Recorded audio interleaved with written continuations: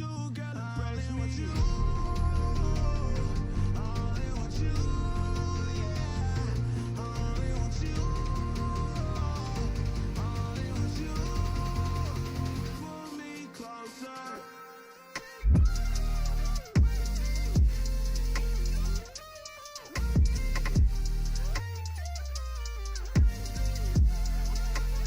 Pull me closer.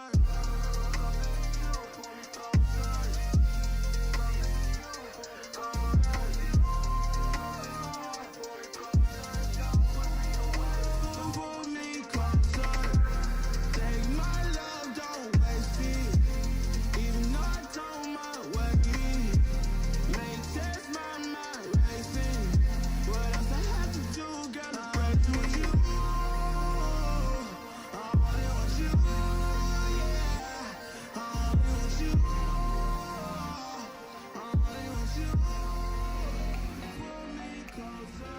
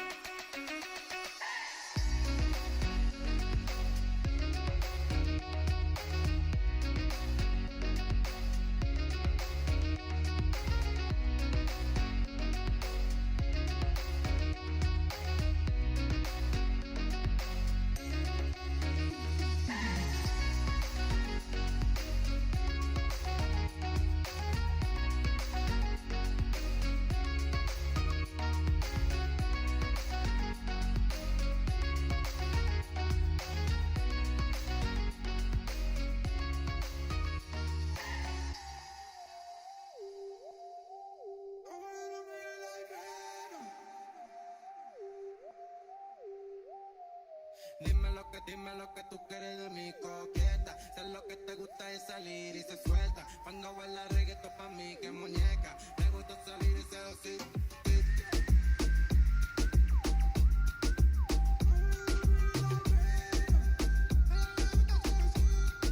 Me gusta seducir.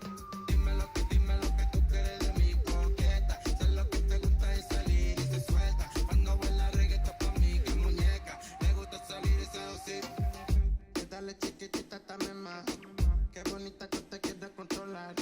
Ella dice que me quiere controlar. Nosotros los vamos a develar más. Dime cómo tú te quieres a venir más. Dime cómo los vamos a conocer más. Dime, no te quiero solo ver, quiero compartirte. Quiero que te vean y te sigan. Soy un bandolero, le gusta o era una coqueta. Dime cómo suena la pobreza. Sé que tú supiste que tú fuiste la coqueta. Tú siempre fuiste la coqueta. Dime lo que tú quieres de mi coqueta. Sé lo que te gusta es salir y se suelta. Cuando baila reggaetón pa' mí que muñeca. Me gusta salir y seducir.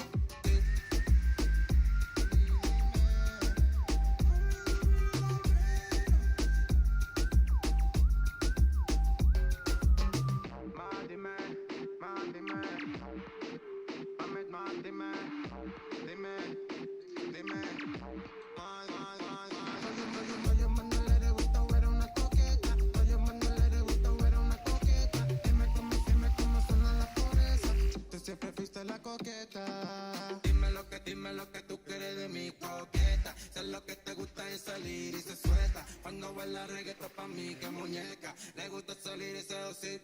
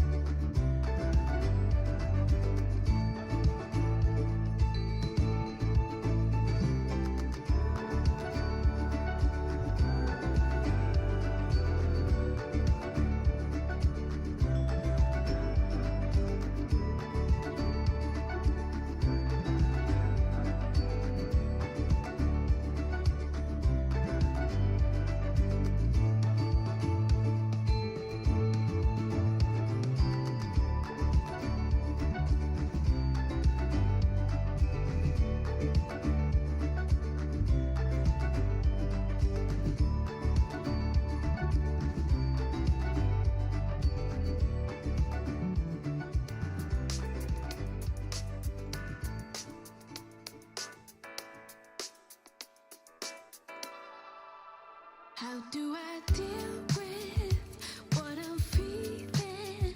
Maybe I just don't. What you're doing, I'm in ruins, all alone. I'm all alone, and nothing to do helps me forget about you. You just came out of the blue. If you only knew, let's sit and have a cup of coffee. Let's go to a restaurant, go to a field, pick up some strawberries. Then maybe let's fall in love. Sit and have a cup of coffee. Let's go to a restaurant, to a field, pick up some strawberries. Then maybe let's fall in love. Sit and have a cup of coffee. Let's go to a restaurant, to a field, pick up some strawberries. Then maybe let's fall in love. Deal with the feelings I feel when you come near me. All I can see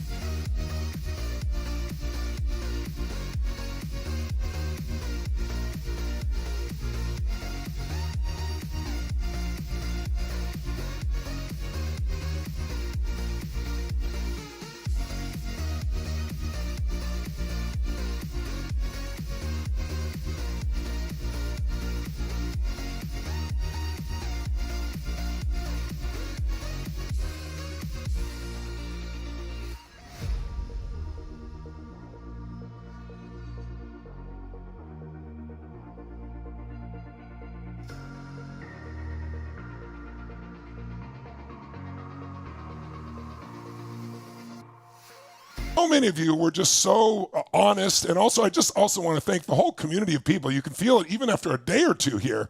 People are becoming a community, and we've got 1.4 million people now total. It's unbelievable. 195 countries. Give it up for everybody.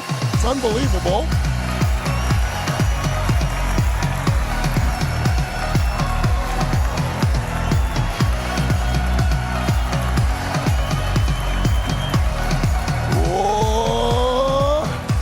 And literally from every country in the world, people here, and just seeing people jump on and supporting people for the vulnerability and telling what's really true. And there's so many great, you watch someone start to tell. And by the way, when we do the exercises, I'm ideally asking you to do them on video. Some of you type them, and that's okay too. But even if you type it and then looked at it and then did on video, it just makes you feel it more when you got to show up. And I know that's uncomfortable. That's the whole point of a challenge, is do things that are uncomfortable, because the more you do uncomfortable things, the easier it gets and the stronger you get. Just like lifting weights, it's uncomfortable. If you do a comfortable weight and you do 100 curls, you get nothing. But if you take a weight that you can barely do 8 reps with and you do 9 or 10, that's where all the growth comes from. So I really encourage you to do it. But whether you wrote it or whether you did the video, you'd see people, especially on the video, because you could see, and I was like, oh my God, I'm doing the story. Some of them just grabbed my heart. Some of them made me laugh. Some of them made me cry. But the part that was so beautiful is then seeing people own their new story, because it was like a complete state change. As you're telling your old story, even if you made the new story up in your mind, the old story kind of drags you down. You could see it. How many experienced that as you talked about your old story a little bit, right? And so you got to divorce that story. And then when you went into your new story, the stories were amazing. And gosh, there's so much pain in the world because human beings, we're not taught how to be happy. We're not even taught. Our nervous system is designed to survive. You have to think about it. The brain that you and I have is about 2 million years old, roughly, and it hasn't altered a huge amount in that time. And the number one focus is survival. So our brains are always looking for what could go wrong, what could be messed up, what could cost us, what could we lose. And it used to be to protect us from a saber-toothed tiger, so we'd learn to fight or flight, run from it, or freeze and hope it didn't notice it. Those are the 3 patterns most people do under stress. They fight, they flight, or they freeze. And the problem is there is no saber-toothed tiger anymore. So today, we get freaked out like life and death, like what do people think about us? Or what do they write about us in social media? Or somebody you don't even know? Or do I have enough money or not? And don't get me wrong, all those are challenging things, but they get into survival if we don't learn to run our brains. Our brain's gonna make you survive. It's not gonna make you happy. Your job is to create the happiness. In order to do that, you have to wake up and not be on automatic pilot. And it's so easy when we go through so many challenges and traumas and disappointments and frustrations. That's the human condition. Feeling like you've been betrayed, feeling the sense of loss. That's part of being human. But what happens is for many people, they start out as a young person optimistic, and then they stack all the experiences until pretty soon they don't want to be disappointed anymore. So what they do is they build a story so that they don't get disappointed. And today we're gonna take that a step deeper, because we're going to take a look at the part of the story that controls your whole life. There's a specific part that if you shift that part of your story, it changes. It'll change everything. In fact, we're going to share with you today how you create lasting change. Because I've had a lot of people say, I've lost 100 pounds, 10 pounds, 10 times, the same 10 pounds, right? Or people say to me, yeah, I'm on day 7 of, stop smoking. And I'm like, why are you counting? So you can tell me how many days you lasted before you went back, right? When you make a shift the way I'm going to show you today, it's a permanent shift. And you'll see it's true, because I'm not asking you to believe anything I'm saying. I want you to start your own experience. And you'll know it's true. But just some of the stories that were really touching. I saw one of the stories I read was this woman who, at 15, she was abducted and enslaved, and she was trafficked. And somehow she managed to get herself out of that. But by 18, she had 2 children. And by 24, she was a widow. But she found a way to change that story. That's not from something we did. She just shared all the ways she broke through. And, now she's the number 1 person in real estate in her area. And she's married to a man that's a 20-year veteran, and just this beautiful life. Because she was able, give it up for her, in spite of all that, to change her story, right? It's beautiful.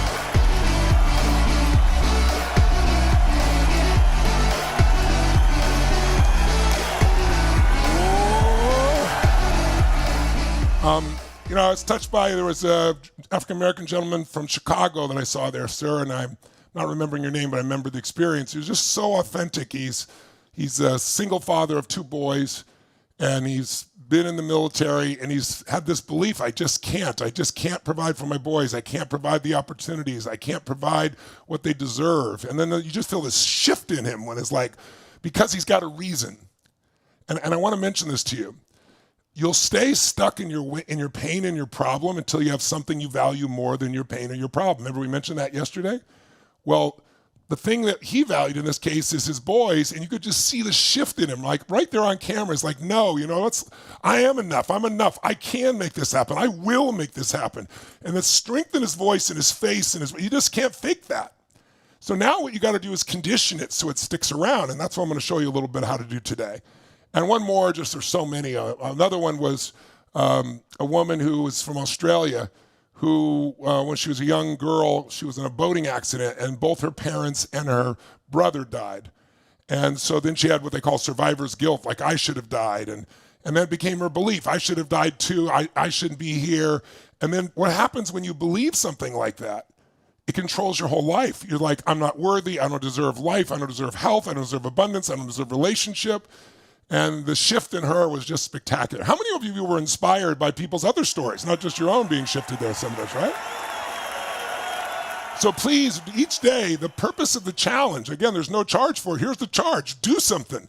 I really want to see your life change. I may never see you again. I'd love to have you an event if you want to come, but I don't have some agenda here. I just want to serve you. We're 5 days of just giving everything we can to you. We're in really rough times. The rough times are not forever. And by the way, I'll tell you something about rough times before I forget. If you study the history of the world, you will see there are patterns, there are seasons, as I mentioned the other day. There's springtime when everything seems to be easy and optimistic. There's summer when it's a bit hard and you got to push through. Then there's the reaping time, right, of autumn, where you get all the beauty. And then what follows the reaping time is winter again. And sometimes you think winter is going to be forever. When things are going good, you think it's going to go good forever. When you think it's going bad forever. So we're kind of in a winter time, meaning the overall attitudes are more fear and uncertainty, right? And it's probably going to go on for another 4, 5, 6, 7 years where that doesn't have to be your life. You have to learn how to ski or snowboard in the winter, right? Build the fire, build your business, grow. Do well in this season. All the other seasons are easy. You'll continue to dominate. So this is the season you build muscle from. That's how you get strong. But if you look at history, you see a pattern that's immutable. And that is good times create weak people. Because when there's no challenge, we don't grow. There's a generation of people right now that have been raised, and it's not their fault, and it's not all of a generation, but there's a generation of people right now that have had everything at their fingertips instantly, pretty much for free, and they don't understand. A lot of them are so unhappy. You see more suicides, more drug overdoses in this generation than any generation in history. I'm talking about combination primarily at this point of the Z generation, and I feel for them, because they haven't had the challenge and they don't realize life is demanding I become more. We're being called. If you're only doing things to meet your own needs, it's pretty easy to survive, especially in this world today. Pretty easy to distract yourself. All you got is a phone or a computer, and you're going to let hours go by scrolling stuff, right? I mean, that's the world is, but you're not going to be happy or fulfilled. That's why these people just don't have that meaning. Now, not all of them, thank God. But a huge number of them live a fearful life. If you have a different belief than I do, then you're evil. I steal away from you versus, let me understand what you believe. I may disagree, but we can agree to disagree and we can still be friends. That generation has been taught something different. And again, it's not their fault. They've been conditioned. And millennial generation, many of you in this room are millennial generation, this virtual room around the world, you've had some of that too. And some of you are X generation. You're a little more pragmatic because you were raised in a totally different environment. Right? You had to fend for yourselves, figure it out. Some of you are baby boomers, and you had this great mission. So every generation is raised a certain way by your parents. Now, everyone's different individually, but collectively, if you study history, there's a book you might want to read. It's called Generations. When I was working with President Clinton, I left his office. This is how different the world is today, of coaching him, and I went across to Speaker Gingrich, who was Republican, Democrat and Republican, the head of the House and the President of the United States. I coached them both on the same day. And today, somebody would shoot you in the head if you talk to the other side. It's just so ridiculous, right? And what was interesting is on both their desks was this book, Generations. And Clinton told me it was one of the best books he read. It's the story of 500 years of Anglo-American history. And it shows how generations are raised. Not you. You might be different than your generation. You probably are. But how that affects the entire way we respond to challenges, and it affects history. And how then that generation reacts differently in the way they raise their kids. And so it's fascinating. So here's what the pattern I want you to know. Good times create weak people because we're not challenged. Weak people create bad times. But here's the good news. Bad times create strong people. You know, the greatest generation in American history, we call them the Great Generation or the greatest generations, that World War II generation, but they were treated like and they were seen like Z generation to older people or millennials, young millennials, because they just, it was about, you know, what they wanted, and they wanted things on their terms, and what am I getting? That was the perception, and not enough work ethic, and oh, they all want everything their way, and they're not here to contribute. They call it contribution, but it's the stuff that's easy, right? It's positioning. And if you were born in 1910, just to give you an idea, the people born in 1910, those children grew up in their first 20 years with unbelievable abundance. They saw us win World War I. They saw us turn around so much. They all this technology, radio and television and cars. And they dreamed of parties. They were called flappers. They were weak. They were looked down on. But guess what? When they turned 19 and thought they're going to have a car and party, it was 1929 and the whole world was going through the floor. So their story was shaped by the history they're in. And they had to fight through watching people jumping out of buildings. They lived in the Midwest, the Dust Bowl, people in bread lines. And they made it through 10 years of the Depression, only to turn 29 in 1939 when Hitler invades, you know, Poland and Czechoslovakia and starts bombing London. And none of us were alive at that time, but the ones that were would tell you it looked like the world was going to end. And they went and fought the war, and they came back, and they became strong. So bad times create strong people. And here's the final chapter. Strong people create great times. That generation came back and changed this country. They created the late 40s, 50s, and early 60s before Kennedy was shot. And then history changes again. So I want you to know that a lot of you have had bad times. Me too. I don't waste time telling everybody all of them. I could bore you with hours of all the suffering that I've gone through, but I don't spend any time there because spend time there would just make me weaker. It's where I've really grown is from those times. And all the stories that you saw, if you read them, the toughest stories, it's like if you watch a movie, the quality of the hero is completely shaped by how strong the villain is. You know, if I went way back in history and you think of seeing Anthony Hopkins as Hannibal Lecter and Jodie Foster, and he's so brilliant, he's so intense. That's what makes her such a great hero, because she has to deal with this crazy, intense, brilliant, powerful, all-powerful being. You become more. So one thing that I've tried to do with the story of my life is it's gotten better and better. It takes more to knock me off at this stage because I built more muscle, right? But I look, when something happens, if it starts to get me, I go, a worthy opponent. We all need a worthy opponent. Sometimes the opponent's inside you, conflict in you, you know what I mean? Or sometimes it seems like it's an outside person. Sometimes it's an intimate. But if something's getting you, there's something in you that needs to grow. And that's what the story really provides. So I just want to start by saying thank you.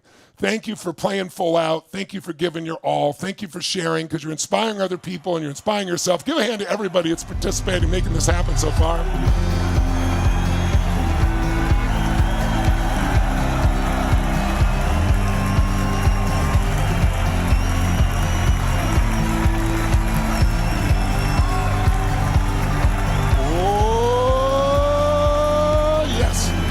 So let's do just a 2-second review at the highest level, 30,000 feet. So yesterday, we talked about a lot of things, but one of the things we talked about was this idea of the most basic principle of change is energy. And I know it sounds so basic and fundamental, but it's so important, because when you realize it intellectually, it doesn't do anything. But when you realize it physically, it changes everything. Meaning, if there's a pattern in you, if there's a habit, if that habit could be an emotional habit, it could be a pattern of thinking. I'm not enough. I can't make this happen. Or, I don't know why this happened to me. Or, this person did this to me. Instead of finding the good in it, that all happens at low levels of energy. When you're at a higher level of energy, it's like we said, like if you're totally in love, everything is great, right? That's a real high frequency of energy. So if you're going to dislodge an old pattern, you're going to need to do it with more energy. And that's why if you see me in a normal seminar, we're going 12 hours a day, but it doesn't feel like 12 hours. Why? Because a minute feels like eternity. Like if I said to you, how long is a long time? Well, a minute feels like eternity if you're not having a good time or if you're in pain. Right? But hours go by and it feels like minutes if you're engaged and involved. And one of the things we do is use your body to generate that energy. So even though we're in this kind of calm environment here, it's not the whole studio, and I'm sitting more, I want you to remember that if you're not getting the result you want, it's time to increase your energy. And the way to do that is through movement and sound. The way you move, the way you breathe, the way you use your voice, all that can instantly change the energy in your body, regardless of how much sleep you have or don't have, or how much you've eaten or not eaten. That is the force that changes you. And you know it. How many have had an experience where something stimulated you, you were so exhausted and tired, and boom, you're up all night? Who knows what I'm talking about here? Make some noise if you have that experience, right? So we want to consciously use that same tool within ourselves. If there's something you want to change, we've got to bring more energy to it. We also talked about yesterday this whole idea of not getting stuck in what I call the tyranny of how. Remember we said, how do you create a breakthrough? How do we get to that moment where everything changes? And by the way, we had some great examples yesterday. I wrote down Christina and Jason. Remember them yesterday? Christina with her child after 3.5 years. Boy, how many of you are moved by her story? Incredible story, right? And Jason too, leaving his family, being a victim and coming back a victor and turning things around and taking responsibility. She's saying that, the real pain would be to never had my child and have those 3.5 years of beauty. And now she's vesting herself in a child she's adopted, and you could feel her sincere joy. You can't fake that. So we can change everything in our lives with enough energy. We can change everything in our lives if we don't get stuck on the how. And so that's why we learn strategy, story, state, which really is state first if you want to change your life. If you want to make progress, you got to change your state. Then you absolutely need a better story that's going to empower you. And then you'll find the strategy, or you'll make up a strategy to make it work. Otherwise, if you start with strategy and you don't believe because you've never done it before, you go, how do I do this? You don't even know how. You got to first get the first pieces in place and you'll figure out the how. And then yesterday, how many found value in finding different parts of yourself if you got stuck that have different answers? Like archetypes we did yesterday. Did you enjoy that? Good. So today, all the things we talked about yesterday, your story is a combination of your beliefs. And your beliefs shape everything. But there's one specific kind of belief that's most important. Like what is most important to you, what you believe is most important to you is what you value. Your values shape your life. So there's many different types of beliefs. But today I want to share with you the belief that controls everything in your life. It controls how you think, how you feel, what you do, what you experience, what you won't do. And that is what we call your identity. Your identity. Now, what is identity? We all have a way of defining ourselves. Remember when you did your story and I said, what role were you playing in this story? Something was I was being a victim, now I'm becoming a victor. That's a radical change, right? Are you the person that's, are you the one trying to please all the time? Are you the overachiever, right? Are you the pawn? Are you the chess piece or the chess player? Whatever your metaphors are for life shape you. So I want you to write down a little phrase, first of all. Write down beliefs create and beliefs destroy. Please jot it down right in front of you in big letters that stands out for you. Every belief you have either creates or destroys. And the problem is most of us are not conscious of the beliefs that we have. And Unleash Power Within, we do a 4-hour process where we find the 3 most limiting beliefs of your life and literally annihilate them. When I say annihilate them, get them out of your body and then replace them with things. And I don't tell you what to do. You pick them. They're different for everybody. But then replace them with new beliefs that change you, because the only thing stopping you usually is an inner conflict. If you got enough energy, if you know what you want and you got the right tools, the problem is you want to sleep to noon and be a billionaire. That's a conflict, right? You want everybody to be happy and tell the truth. That's a conflict, right? Because not everybody's going to be happy when you tell the truth. And so those conflicts cause us to take 2 steps forwards and 3 steps back. I'm going to be totally successful, but I don't want anybody ever judge me. Well, in the world we're in today, people love to judge anybody for any reason, right? It's absurd. In fact, if I ask you a question, I want to know your answer, and I want you to put it in the chat for me. What do you think most people would rather be today? Happy or outraged? Which one do you think most people would focus on, spend more time in today? Happy or outraged?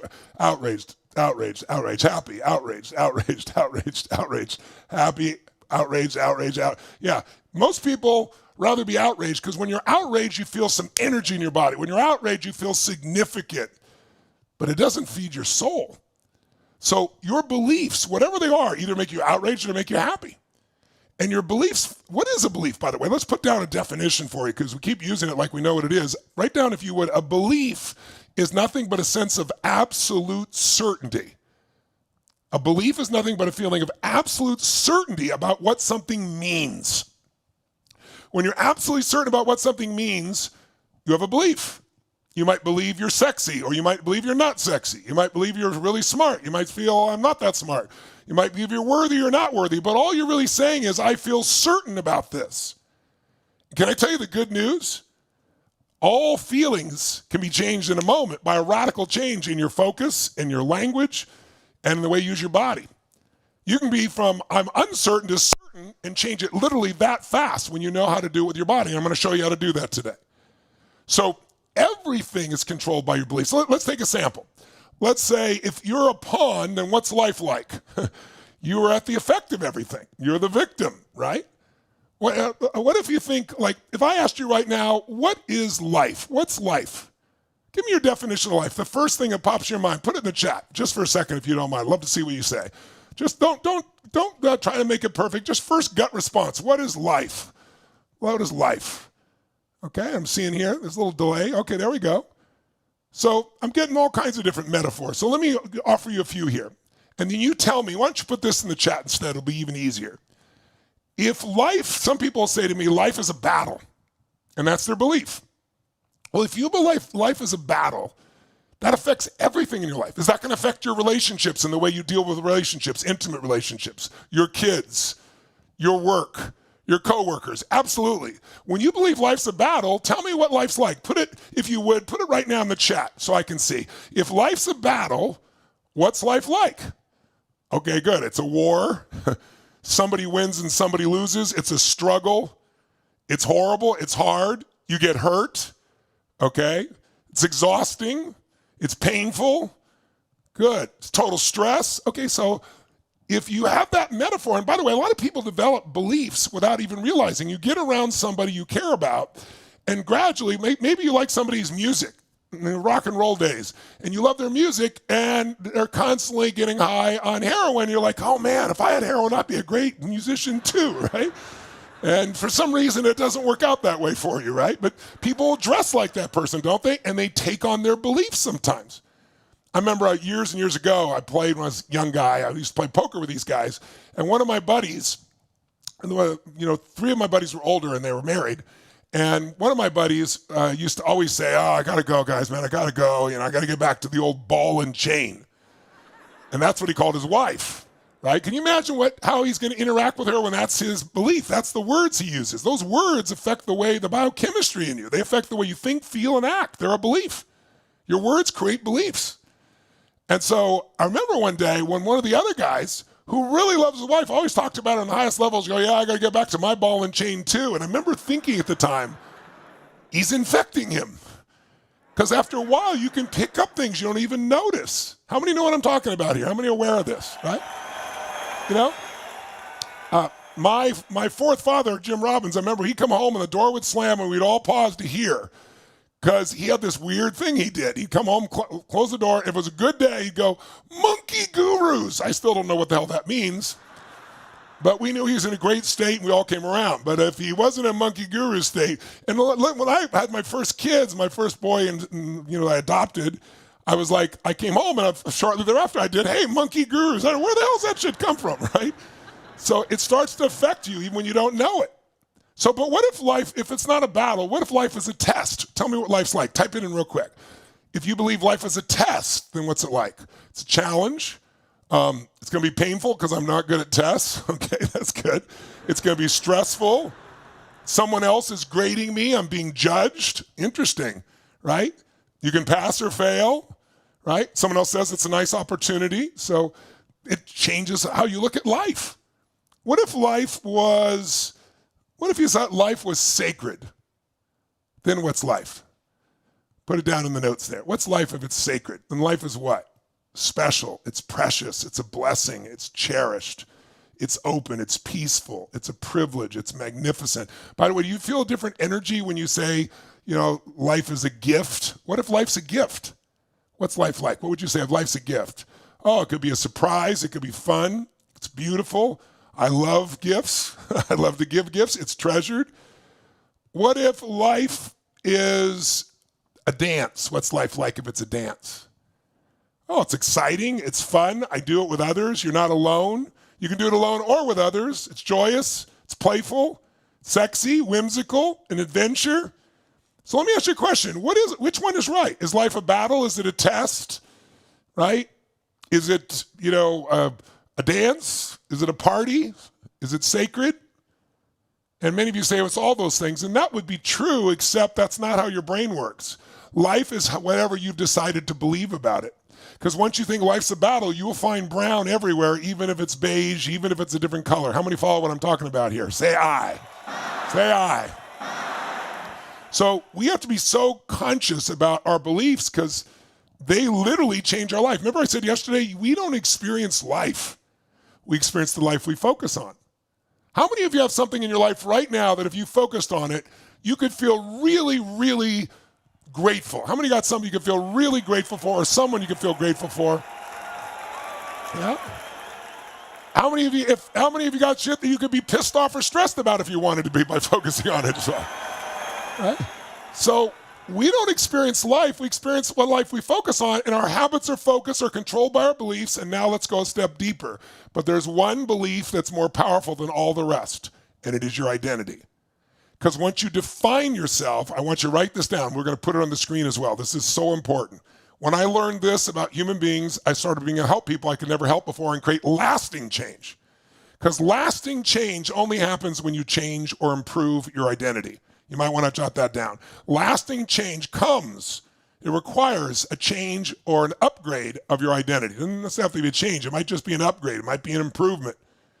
So what is the power of identity? Let's write this on the screen for you. Here's what identity is. Write down this. Identity is the most powerful force, put it on the screen for everybody, that influences every thought, feeling, and emotion in your life. Because we need to be consistent with it. Guys, can you throw it up on the screen, please? The strongest force, write it down in your notes, the strongest force in anybody's personality, in a human personality, is the need to stay consistent with how we define ourselves. That's why identity is so powerful. I'll say it again, jot it down. The strongest force in your personality, in mine, any human's personality, is the need to stay consistent with how we define ourselves. Now, what the heck does that mean? It means that if you define yourself as a person, I'll give you an example. I'm a procrastinator. If you say, I'm a procrastinator enough, let's say you had a goal, you had a dream, and you're going to go for it, and then the last minute you get stressed, your fear of failing, and you don't do it. You put it off. People put things off because it's either not that important, they don't want it that bad, or they associate negative feelings to it, right? So you put it off because you're a little fearful or uncertain. And then you go, no, I got to do this. And you get yourself riled up, going to do it, and the last minute, you don't follow through again. After 3 or 4 times of this, your brain's going to go, I don't want to feel disappointed all the time. So it's going to change your identity, or you go, I'm a procrastinator. Now that you're a procrastinator, you will procrastinate because who you are. You need to stay consistent with who you are. You won't get your dreams or goals, but you will have certainty that life will not be that up and down because you won't have the disappointments. How many understand what I'm talking about here? If it makes sense, make some noise so I know you're getting it. So once we define ourselves a certain way, it controls and shapes what we do and what we won't do. And by the way, write that down. How we know who we are is by who we are and who we're not. Some of you, like, for example, if we start getting up and jumping around and clapping, going, I'm not one of those. Right? You know? I wasn't either, but I learned to be one of those so I could use my nervous system and be in charge, right? Because otherwise there's not enough nerve energy in your body to follow through. So, but that's how we do things. I'm not one of those. I'll give you an example. Who here has ever smoked cigarettes or cigars or something for a long period of time, struggled, but you finally quit and you've not gone back? Who's done this? You smoked cigarettes, doesn't anymore. Make some noise if you did that. Fantastic. Congratulations. So if I came to you now, the person that doesn't smoke, hasn't smoked in 5 or 10 years, and I said, hey, would you like a cigarette? Would you say, what brand is it? No, what would you say? Tell me what you'd say. You'd say, put it in the chat, what would you say? So I know. That's right. What would you say? I'm not a smoker. I'm not one of those. That's why you don't smoke anymore. See, when people say I'm on day 7 of stopping smoking, I know they're going to go back. They're counting the days because they haven't shifted their identity yet. So they're trying to build up and say, you know, I lasted longer this time. How many understand what I'm talking about here? If this makes sense, make a little noise so I know I'm getting through to you. Thank you. I just want to know because I'm watching your faces, but I can't see all of you, right? So I'm just seeing in the comments as well. So I get to a little bit of feedback there. I just want to make sure I'm reaching you on this because it's so important, okay? So when you change identity, it's not hard to have your behavior change. If you become a health nut, I'm making it up, you're, a fitness competitor, you're a person that just won't settle for less than you can be or do, those identity changes are going to change whether or not, for example, you drink alcohol to excess or not, or at all. It'll shift it and won't even be difficult if the identity change is strong enough. So changing identity controls how we think, how we feel, what we're willing to do, what we're not willing to do, and here's the challenge. When did you come up with your identity, your current definition of yourself that you're needing to stay consistent with? Probably wasn't in the last 6 months. Most people, that definition themselves came from 10, 20, 30 years ago. In the people's stories that I read, so many of you, your old story is based on identity as something happened when you were 15 or 20 or 25 or 30, and now you've stacked all that to today, so you think that's who you are, as opposed to that's what I experienced, and now who I am is more than I experienced. How many of you somewhere in your soul know there's an immutable part of you that's more than anything that could ever happen to you? How many feel that? Make some noise if you know that's true, strong. That's like identity of soul. Sometimes we get caught up in the identity of the mind, and the mind has its limitations. The mind, by the way, will never make you happy. I've learned to use my mind as a tool, and I'm proud of my mind. It's a good mind. I develop it. I reward it, but I direct my mind because otherwise your mind will direct you. And your mind will never make you happy, by the way. It will figure things out. It'll do strategies, but it won't even allow you to enjoy an apple because it'll go, is it organic or not? It's just, that's what the mind does. It divides, it separates. But the soul and spirit, the heart of you, that deeper identity is where all the joy and happiness and progress can make. So you are not who you've been as long as you stop accepting that as your definition of yourself. Is this making sense? So if we think about it from the perspective of like, okay, if I want to make a shift, let's think of it as a metaphor. If right now in your room, wherever you're staying, you have air conditioning. And let's say we set the air conditioning at, say, 71 degrees, okay? And that 71 degrees represents your comfort zone, what makes you comfortable, all right? Now, let's take that beyond just physical comfort. Let's make that a metaphor. 71 degrees is the metaphor for how much love you're comfortable giving and receiving without you going, oh, this feels a little scary, right? Or let's say 71 degrees is not your goal financially, but it's where you live financially. It's like your comfort zone. It's like, I want more, but I'm used to this, right? So I set it at, we'll use 68 degrees. Somebody's got a little visual for me they can throw up. Okay, good. So let's say 68 degrees is that metaphor, right? So at 68 degrees, we're going to be in a position where this is what life feels like. And let's say 68 degrees is like how much success you have in your life. 68 degrees is not where you want to be for your body. It's not your goals. It's where you live. It's where you always come back to. Even if you lose weight, you come back to that 68 degrees. Who knows what I'm talking about here? If it makes sense again, I'll hear a little noise from you out there. Thank you. So now, what happens if you have this identity of being a 68 degreer, even though you want more? You don't usually get more because this is who I am. If you get more, it's temporary and you come back. Who's experienced this in your own life so you know what I'm talking about here, all right?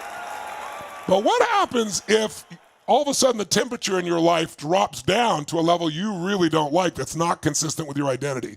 You lose a bunch of money, you don't do as well at work, your relationship starts breaking down, your kids start talking back, you're getting fatter, something like, and you find yourself at 63, 62, 59, 58 degrees. What's going to happen if you got that heater air conditioner in there, it's going to go, hey, hey, hey, you're a 68 degree. What are you doing here at 58? And you're going to feel pressure. The heaters are going to kick on and drive you to get yourself back up to where you need to be. How many of you have ever been in a situation where it got bad enough that finally your brain went, no more, and you kick back up to your identity? How many have done this before here? Say aye. Okay, here's what people don't realize. It happens on the upside too. What if you're in business, you're in life, you're in your career, you're in whatever, and things get better than you expect?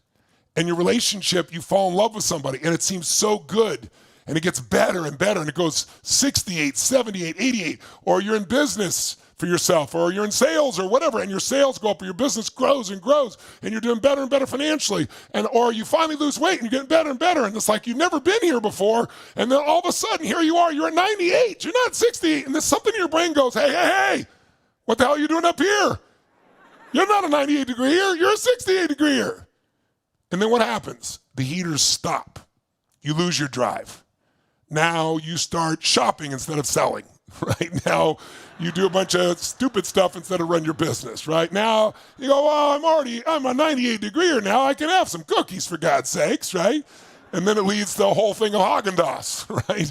And then if the heat of the drive is no longer there to grow, on top of it, air conditioners will kick in to bring you right back down, and you'll start to sabotage till you get back to not bad necessarily, but not what you're truly capable of. It's what you've gotten used to your identity.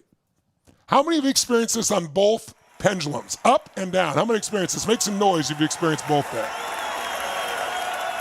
So if you think about this, if you want to change your life, you have to expand your identity. Does that make sense? You got to be able to create that I'm a 98 degree. And some of you started to do that with your story last night.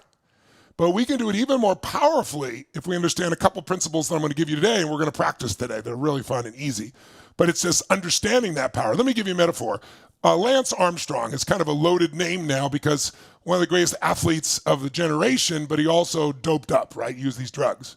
But, you know, that was years ago. He's changed. I know Lance. I've met him. He's a great guy. But why? Why did he do that? Well, he also, besides winning more Tour de France's than anybody in history and doping, and unfortunately a bunch of his contemporaries, competitors were doping. That was his rationalization as well. But it was against the rules. But he broke the rules. Why? Because his identity is, I always find the way to victory. I always find the way to victory. And you know what? It saved his life. Because if you remember, Lance Armstrong was diagnosed with cancer. One day he goes in and the doc says, you're terminal. You have cancer in your lungs, you have cancer in your brain, and you have cancer in your testicles, which is really an uncomfortable place if you ride a bike for a living on top of it, right? And Lance, most people, someone says you're terminal, most people start arranging their affairs, they're nervous, their energy drops through the floor, they start to die in that moment because they believe that.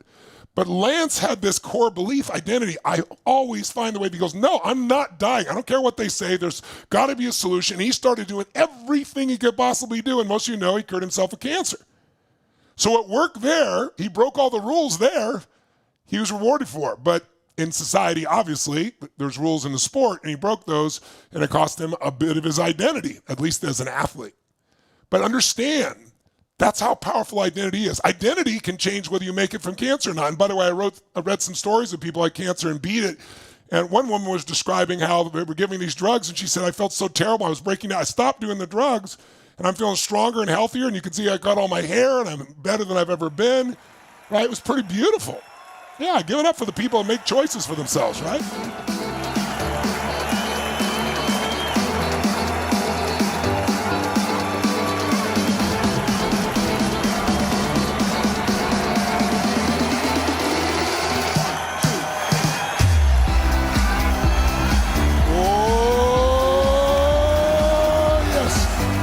By the way, I'm not suggesting don't listen to your doctor, but I am saying inform yourself and always get a second opinion or third. You know, I wrote this book, Life Force. If you didn't pick it up, I hope you will. I don't care about, I give all the money away from it. It feeds people. But I spent, 3 years interviewing 150 of the top Nobel laureate scientists, regeneration doctors.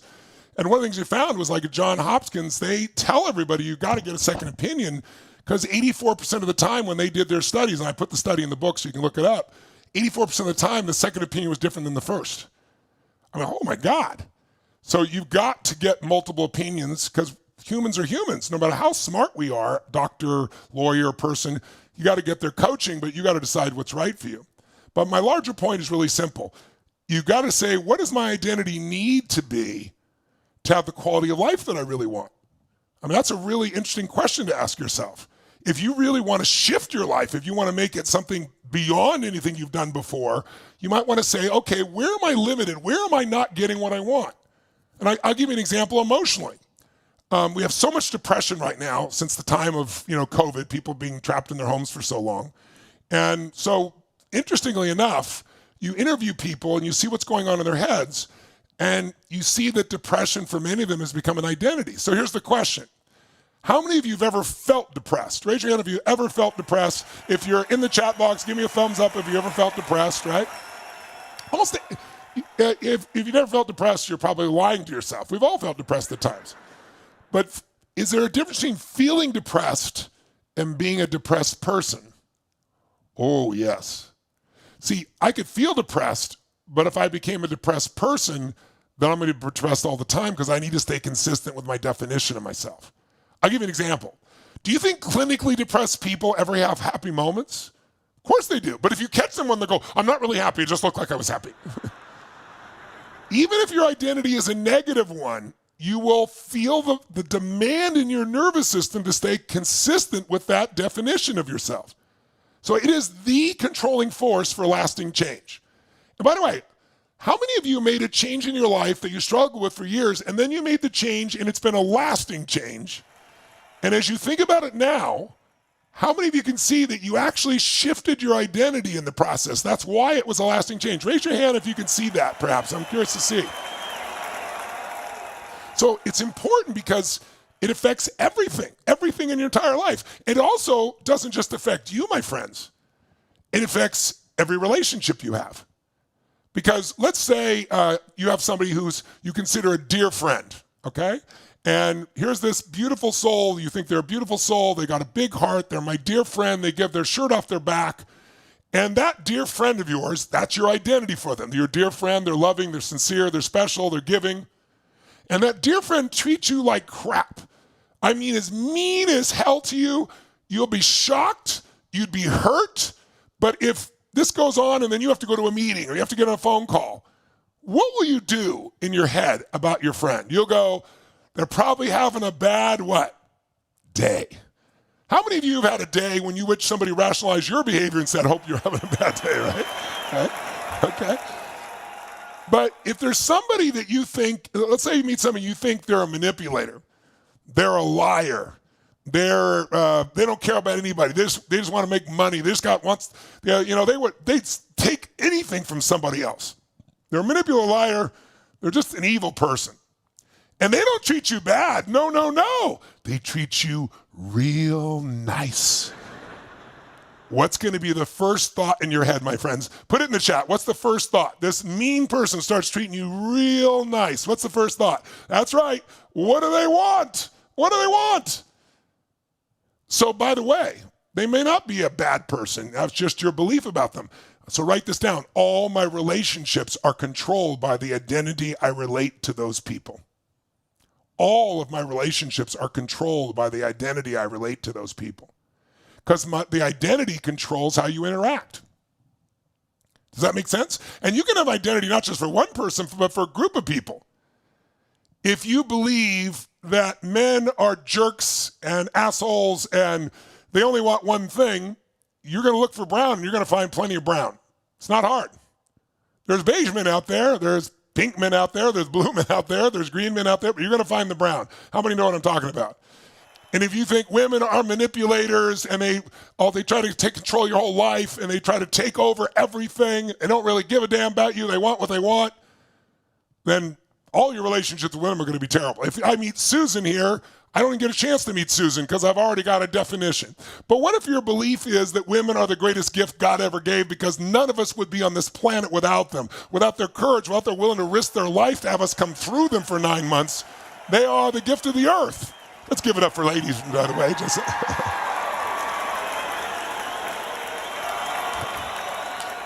Would that change the way you interact with Susan? Yes or no? Completely. It'll affect all your relationships with women. That's actually what I believe about women, by the way.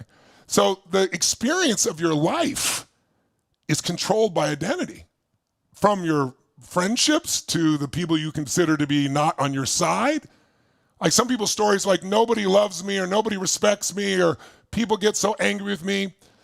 Or I grew up and I feel this way because my parents always talked me down. That's not why you feel this way. Someone can tell you your whole life you're worthless, you're a piece of crap, and something inside your head says, I'm going to show you. Who knows what I'm talking about? And you don't accept that label for yourself. And by the way, are there people out there that are beautiful inside and out, sexy, beautiful, exterior, beautiful, spiritual, emotional, interior, but don't think they are? All the time. And why is it? Their parents told them their whole life, you're beautiful. Other people told them you're sensual, you're beautiful, you're intelligent, you're sexy, you're spiritual. But see, what people say isn't interesting. You only remember the parts that you want to remember to maintain your identity. They said other things too, but you don't remember them. And by the way, the only way you get identity really within yourself, like, the word self-esteem, I hate that word. It's so overused and abused. And people think we're supposed to just talk to our kids a certain way all the time and praise them for everything. If you think that, you should read Dr. Dweck's work from Stanford. She's done the most extensive work on how parents for the last generation have told their kids they're perfect, you deserve everything, you're beautiful, and it is the worst thing you can do to them. Because then they wake up and they believe all that shit you've told them their whole life, and they go in the real world, and the real world doesn't respond to them like they're perfect, and they're this and they're that. And so they retreat back to the world of social media and where they can make shit up and interact the way they want to. That's a pretty big difference. Now, what you want to praise your kids for is effort. That's what I do with my daughters, with my sons, with all of them. It's like the effort, because if they keep efforting, if they're rewarded for effort, they're going to break through. They're going to eventually get wherever they want. But if you try to make them that they're perfect to start with, and they think so, and then they realize they're not, they're going to be scared. So we affect the identity of our children to some extent, but ultimately we all have a choice. So if you want to have an extraordinary quality of life, you're going to have to probably upgrade your identity, because you may have a great identity right now, but how many like to have an even greater one so you perform higher, allow yourself, enjoy more, experience more? So in order to do that, maybe it'll be helpful for you to know how we start to create our identity. And here's how it works.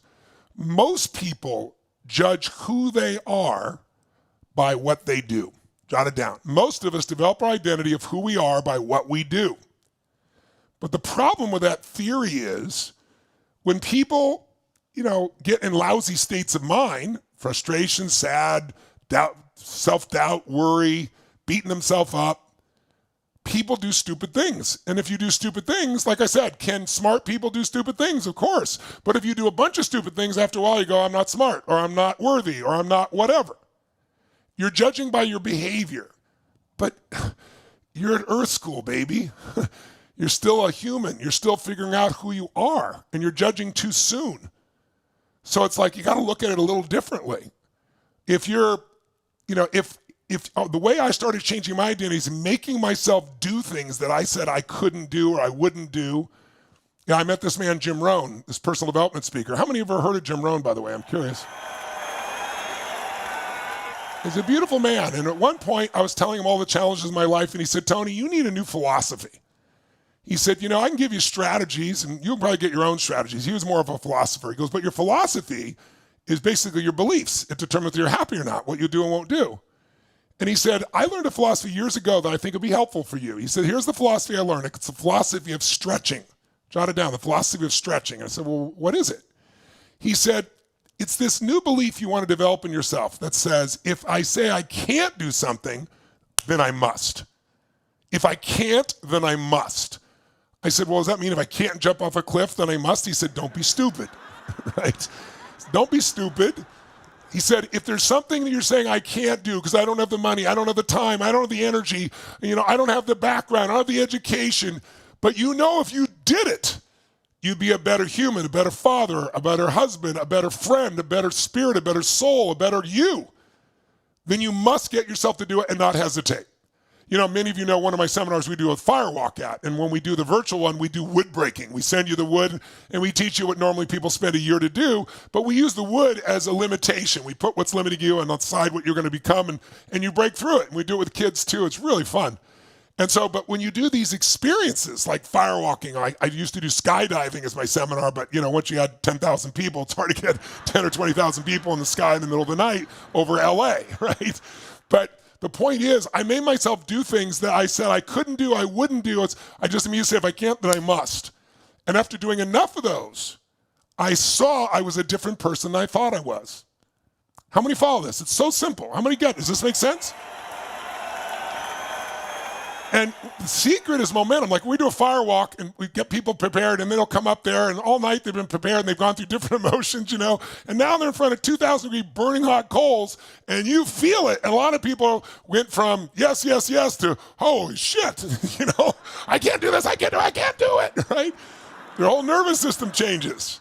But you can change that fast. And so I have them do something quite physical I teach them to do that changes their state immediately, and then yes, yes, yes, and they go a second later. And after you go, like if you're a salesman, after firewalking, cold calling is not a problem, right? If you're in business, you're in a relationship. Because when your brain goes, if I can get myself to do that, then what else can I get myself to do? So the most powerful way to shift your identity is to put yourself in new states. See how it all comes together? If you put yourself in a peak state of energy and focus, you're going to do things differently that you'll never do at a low energy. And at the high energy state, you'll start developing a new identity. That's why it's so important to develop things you do every day to put yourself in that strong state. Mentally, remember, and also physically. Now again, I'm going to give you a little formula for that in a second here. But let me give you an example of how people's identity can be manipulated. And so you understand the power of this. During the Korean War, more Americans collaborated with the enemy than any war in American history. It was insane. And no one could figure out how it happened until afterwards. And what they found out was that the North Koreans worked with the Chinese government at that time, and the Chinese government was against the US, and they taught them some simple principles. And the principle was, if you use force, if you use physical abuse to break someone down, you may in fact get them to give you information. But they will not change their identity and they'll still scheme, they'll still be against you. But if you use no force whatsoever, but you just wear someone down gently with warmth, and they had a very special technique. Here's what will happen. Here's what they do.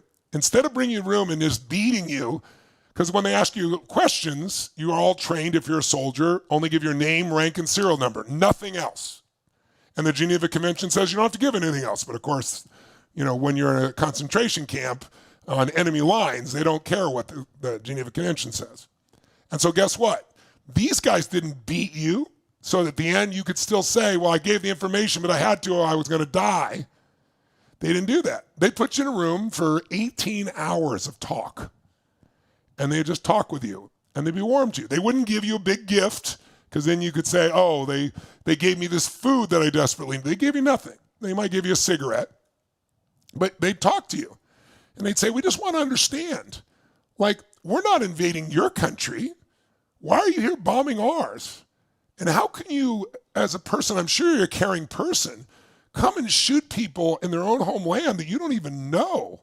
You don't even understand who we are. And the person's like, but this goes on. And then they ask him questions and say, can't you see that in your country there are people that are unemployed, that have no money? But here in a communist country, everyone has a job. They leave out that they get 50 cents a day, but they have a job, right? Right? And I said, it's true. I mean, and after 17, 18, 19, 20 hours of exhaustion, the brain's gone, and they'd say, can't you just admit the truth? And finally, the person's fine. Okay, we do have unemployed people, and you don't. Okay, I can see that. And they say, well, okay, write that down. And they get them to write it down because they're so exhausted. And can't you see? And they build this story till by the end, they had a couple paragraphs that basically thrashed America indirectly and was pro-communism. And they said, well, thank you for your honesty and your truth. And then no abuse, nothing else, and no reward. They'd send you finally back the reward. You got to go sleep. But then what they would do is they get on the speaker system with all the prisoners could hear, and they would read your essay. And the worst part is people like come to you and go, did you say that? Did you do that? Well, did they beat you? Well, no, but did they give you, no, but, well, why'd you do it? Because it's true. And in that moment, their identity changed. In that moment, they would work with the enemy from then on. Because they'd go, it's true, there's no unemployment here, there's this, there's that. So they got them to do something outside their character enough, and they got the world to reinforce them to be that way, and they shifted. So I want you to get, there's no more powerful force on earth than your identity. If you want lasting change, this is what we got to change. How many get it? Make some noise if I know you got it out there. Come on, let me hear you out there. Make some noise, make some energy. Come on.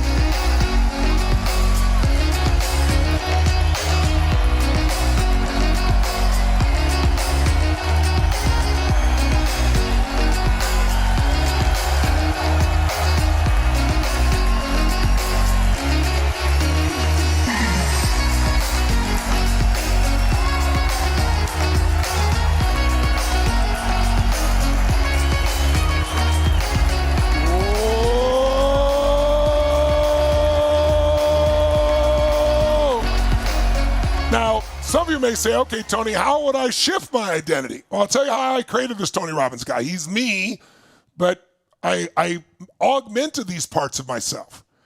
You know, I wasn't outgoing. I wasn't driven. I always loved people. That's been my nature for as long as I can remember. I was like, you know, I'd go to the grocery store because my mom was kind of trapped in the house because of her use of drugs and so forth.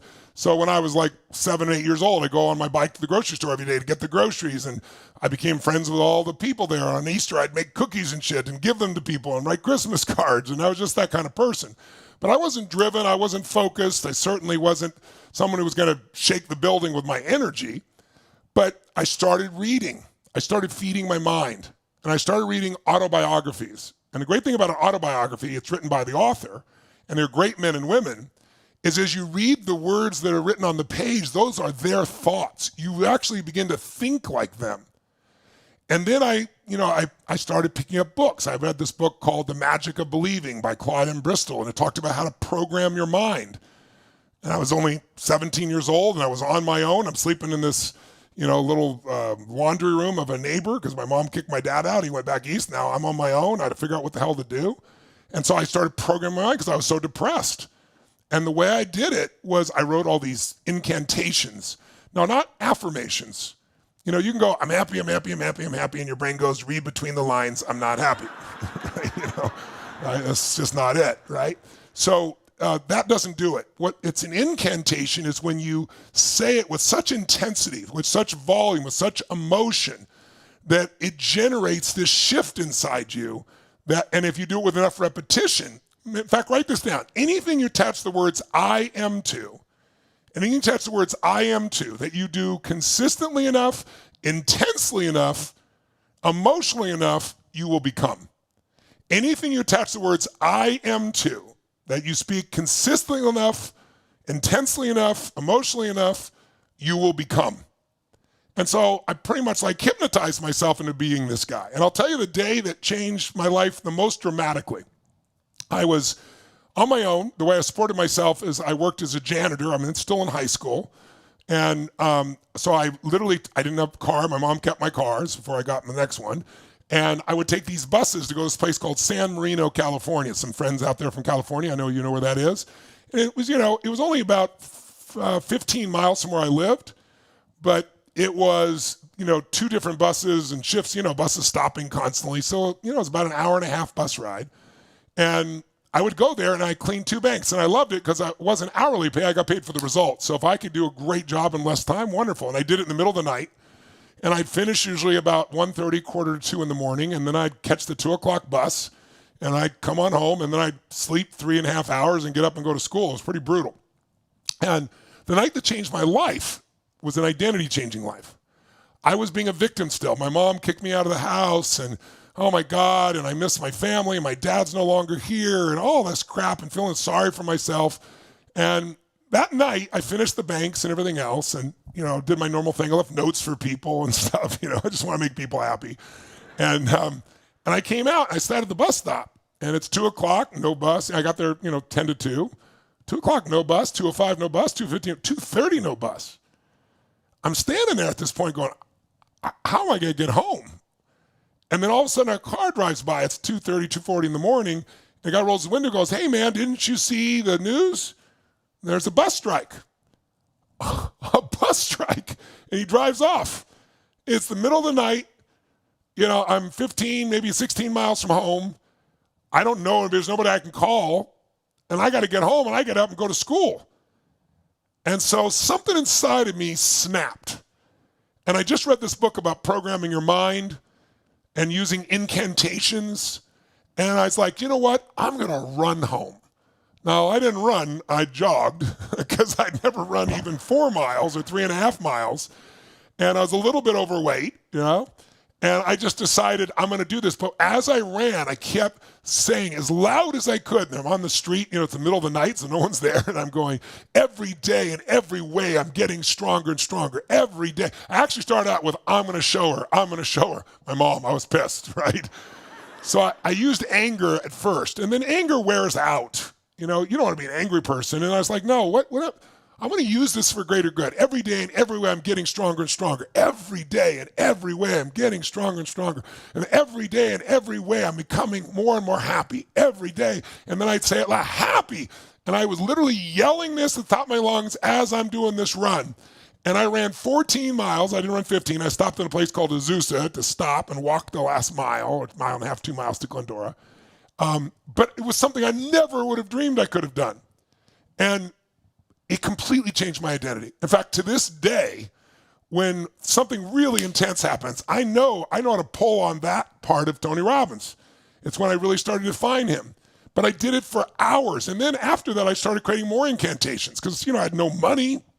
It's like, no one in my family had any money. It's like, okay, I'm going to create this incantation, God's wealth is circulating in my life. His wealth is flowing to me in avalanches of abundance. All my needs, desires, and goals are met instantaneously by infinite intelligence. For I'm one with God, and God is everything. And I would say it, and I would shout it, avalanches of abundance, for an hour as I went on a walk or a jog. And then I do it in my old Volkswagen once I got another Volkswagen. I'm driving along, and I go into a meeting, and I'm shouting as long as I possibly could. Then I was going to do my first little speeches. And I do this piece that I still do backstage to this day, right? I now direct my subconscious mind, right? I command my subconscious mind to direct me in helping as many people as possible today by giving me the strength, the emotion, the persuasion, the humor, the brevity, whatever it takes to show these people and get these people to change their life now. I would do that for hours. Now I do it 1 or 2 times and then I walk out and I'm ready. I don't have to do it. It's in my nervous system, but I do it. So I literally created this man that's before you now. He was me, but I brought out those parts by calling on them. Think about this. How do you make your dog your dog? How do you get a dog and make him your dog? Put it in the notes. I want to see, how would you make your dog your dog? I'm curious. How do you do it? There you go. You name him and you train him or her to come when you call. Well, I named those parts of me and I train them to come when I call. That's the identity that you want. And that's how you do it. You're not going to get it by just thinking it. You're going to do it by doing things that are consistent with your new identity. It's acting as if I was that person, what would I do? Then I'm going to do that. If I can't, then I must. And I'm going to push myself. And the rewards are immense. How many are up for this? How many are up for an update for your identity out there, ladies and gentlemen? All right, you've been sitting too long. Stand up for a minute now. Shake your body out. Shake your body out. Stand up. Shake it out.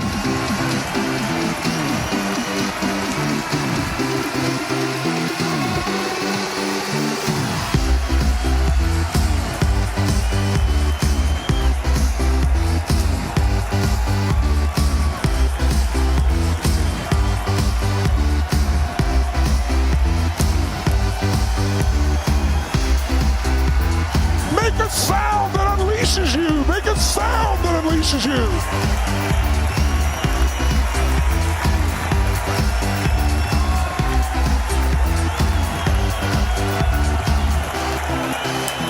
Make the sound you be making you feel felt unstoppable, unshakable. Make that sound, ladies and gentlemen, nice and loud. Use your body. I'm burning up.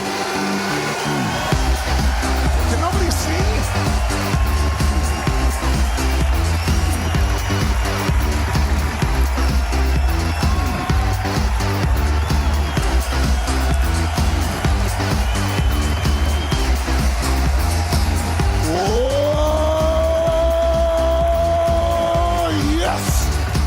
some virtual high fives out there, ladies and gentlemen, or somebody nearby. Grab a seat.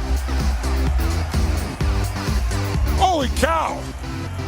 I'm sweating. Sorry for the sweat. The air went out in here. I'm down in the basement and I'm wearing this sweater. Holy cow. But I'm here to deliver, so if you don't mind my sweat, we'll continue. Right? So now, let me show you when someone is having challenges. Sounds like maybe some air is coming in. When we're having challenges in our lives, we're all going to have challenges. But I look at this, what I call 5 to thrive. There's 5 things that I look at. If someone's not making progress, this is where I look immediately to help them to change. And so this is like a shortcut of all these things. Because in my life, what I've tried to do is compress decades into days. It's like, I have a core belief, you might want to write it down. And the belief is that complexity is the enemy of execution. Complexity is the enemy of execution. If you make something too complex, people aren't going to do it. If you're trying to build a business and you got a plan that's too complex, it doesn't get implemented. So it takes more time to make things simple. But over the years, I've tried to make it simpler and simpler and simpler. So I'd like you in your notes to just, if you would, draw a little triangle. And then in the middle, write the word state. Because what controls your life is your state. If you're a state of gratitude, you're going to behave totally differently than if you're a state of anger or frustration or loneliness. If you're in a place of excitement, you're going to do things very differently as well. So our state is controlled by 3 things and then eventually 2 more. But we're going to start with the core 3. You've learned some of these a little bit just even in the little bit of time we've had together. If I want to change how I feel and I'm feeling depressed, the fastest way to change my state if I was feeling depressed or angry or sad, any state I don't want to feel, I don't want to deny it, but I don't want to sit there and just hang out with it, right? You need to change it. And by the way, when should you change a lousy state? As quickly as you start feeling it. I'll tell you why. You don't want to wait till the monster is Godzilla taking your town. You want to kill the monster when it's a baby monster. How many understand what I'm saying here? Say aye. Say aye. So the first thing to change your state is the radical change in what we call your physiology. Your physiology. It's just a big word for anything that changes your physical body. Most people, when they don't like the way they feel, what do? When most people like the way they feel, they want to change how they feel. They're feeling frustrated, they're feeling angry, they're feeling overwhelmed, they're feeling stressed. What do most people do? They have a drink, right? Soda pop, or they have a drink of alcohol, or they have a toke of something, or they take prescription medication these days that they can get and self-prescribe themselves. Or they go shopping, that's a different thing, that's changing their focus, right? Or they go watch a movie, that's changing their focus. But anything you do that changes your body will change your state, obviously. That's why alcohol does well, that's why drugs do too, but they have side effects. But you can create a change in physiology just by a radical change in your movement, in your voice. Remember when I showed you yesterday what Harvard showed? Just standing a certain way will change your biochemistry, increase your testosterone, reduce your cortisol, which is the stress hormone, get you to go for it. Just 2 minutes of standing that way. Well, more dynamic movement in the use of your voice will do it even faster. So I want you to just think of it this way. Right now in your chair, just do me a favor for a second. Right now in your chair, create a sense of total excitement like a little kid. Do whatever you do with your body if you're totally excited in your chair. Listen, that's it. That's it. Come on now. Come on. Now double the excitement. What have we got to do? Double it.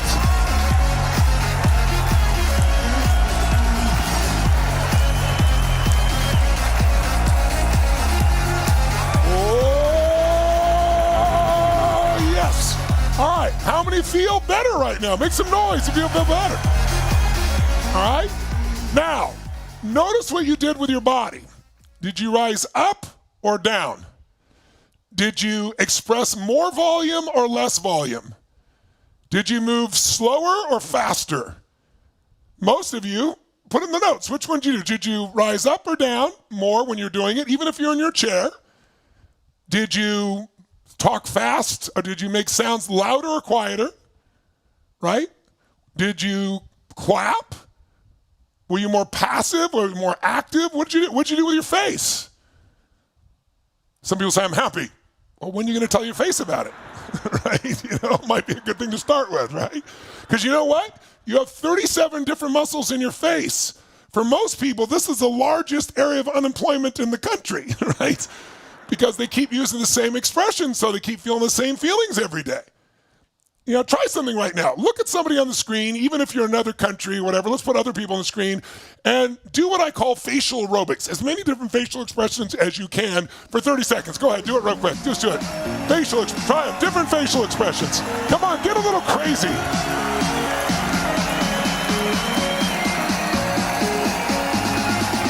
That's it. Come on, facial aerobics.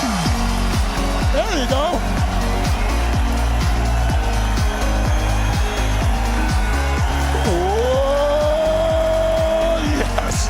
All right, so that's just moving it around a little bit.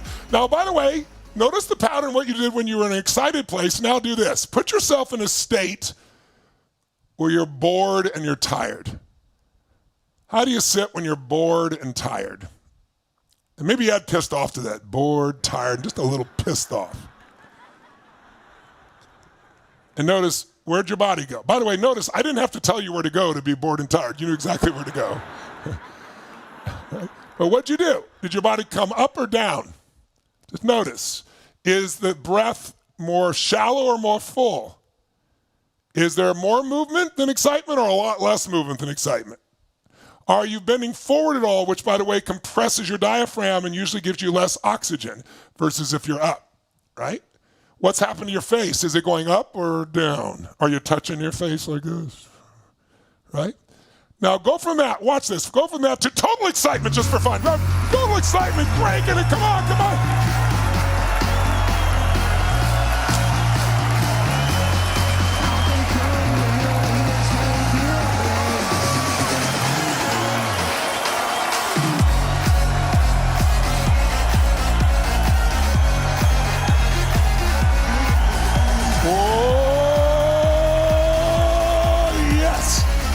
So now notice the difference in the pattern in your body. It's radically different, obviously.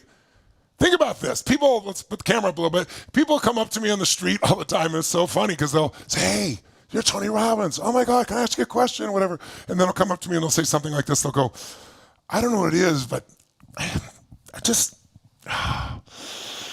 feel down all the time. Why do you feel I feel so down all the time? Right? Like, well, look at your body, right? I'm so up. Why do you think I'm so up? Why do you think I'm having such a great time? See, the way you move your face, your breath, your body, your gestures, and of course your hydration, all radically affects your biochemistry, all radically affects your emotion. It controls your whole life. So write down physiology first. If you want to change how you feel, make a radical change in your physiology. Not a little change. You know, like sometimes we do the fire walk or with the wood breaking and somebody's like, all right, I'm ready to do this. And then like, oh, I'm not sure. I'm really not sure. Mr. Robbins said if I'm scared, I should make this strong move. And watch this. This is what they'll do. They'll go, oh, shit, it didn't work. It didn't work. Right? No, it's like, yes, yes, yes. And your brain goes, holy shit, he means it. We're walking. Let's go. Right? Right? It changes you completely when you do a radical change versus a trying change, right? If you make a little change, you're going to get, with your body, you're going to get a little change in everything else. Now, did I just lose everybody? Because I lost the entire screen of everybody there. Am I still connected? Uh-oh. Can you guys still see me? Okay, I can't see anybody, so you can bring them back up. That'd be great. I'll just continue. So what I want you to understand is, physiology first. If you change your physiology, that's why if you have like a daily workout plan or just even 10 minutes you do something physical each day, just to get yourself going, you're going to feel different about your day, right? If you change the second part of the triad, that's changing what we call your focus. Your focus. Somebody need to do something here? You can go ahead and walk by me. It's okay. There goes a technical man. There we go.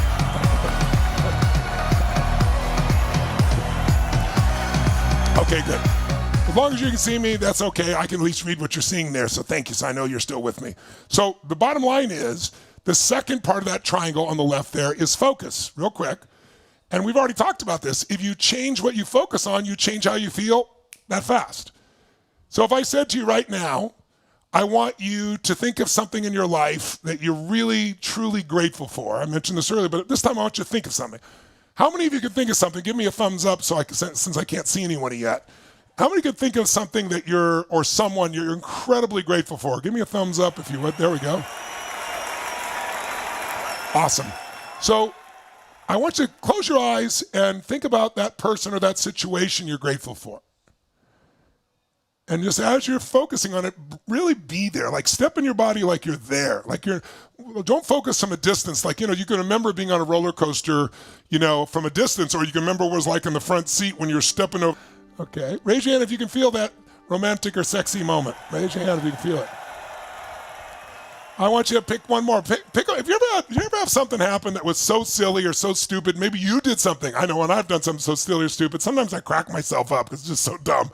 Or someone else did something so silly or stupid where you laughed so hard you couldn't stop laughing. Who's ever had one of those things? You're laughing so hard, like if you're drinking something, it came out your nose while you're laughing, or you cough.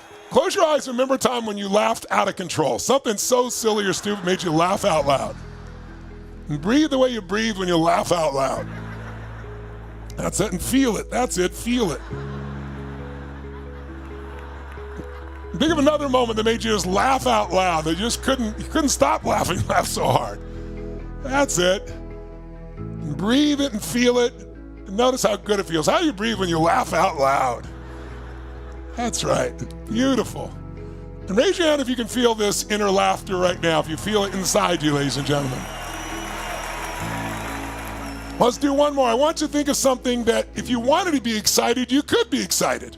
Something in your life right now that if you wanted to be excited about it and you focused on it, you could be excited. So focus on something that could excite you if you wanted to be excited.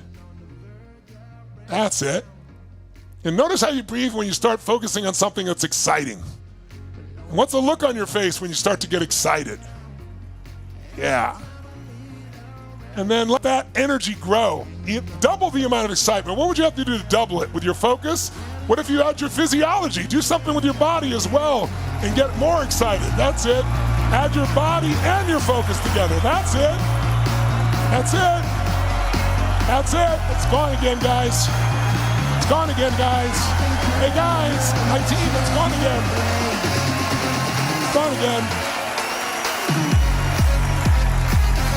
Now triple the excitement. Whatever you gotta do, triple it.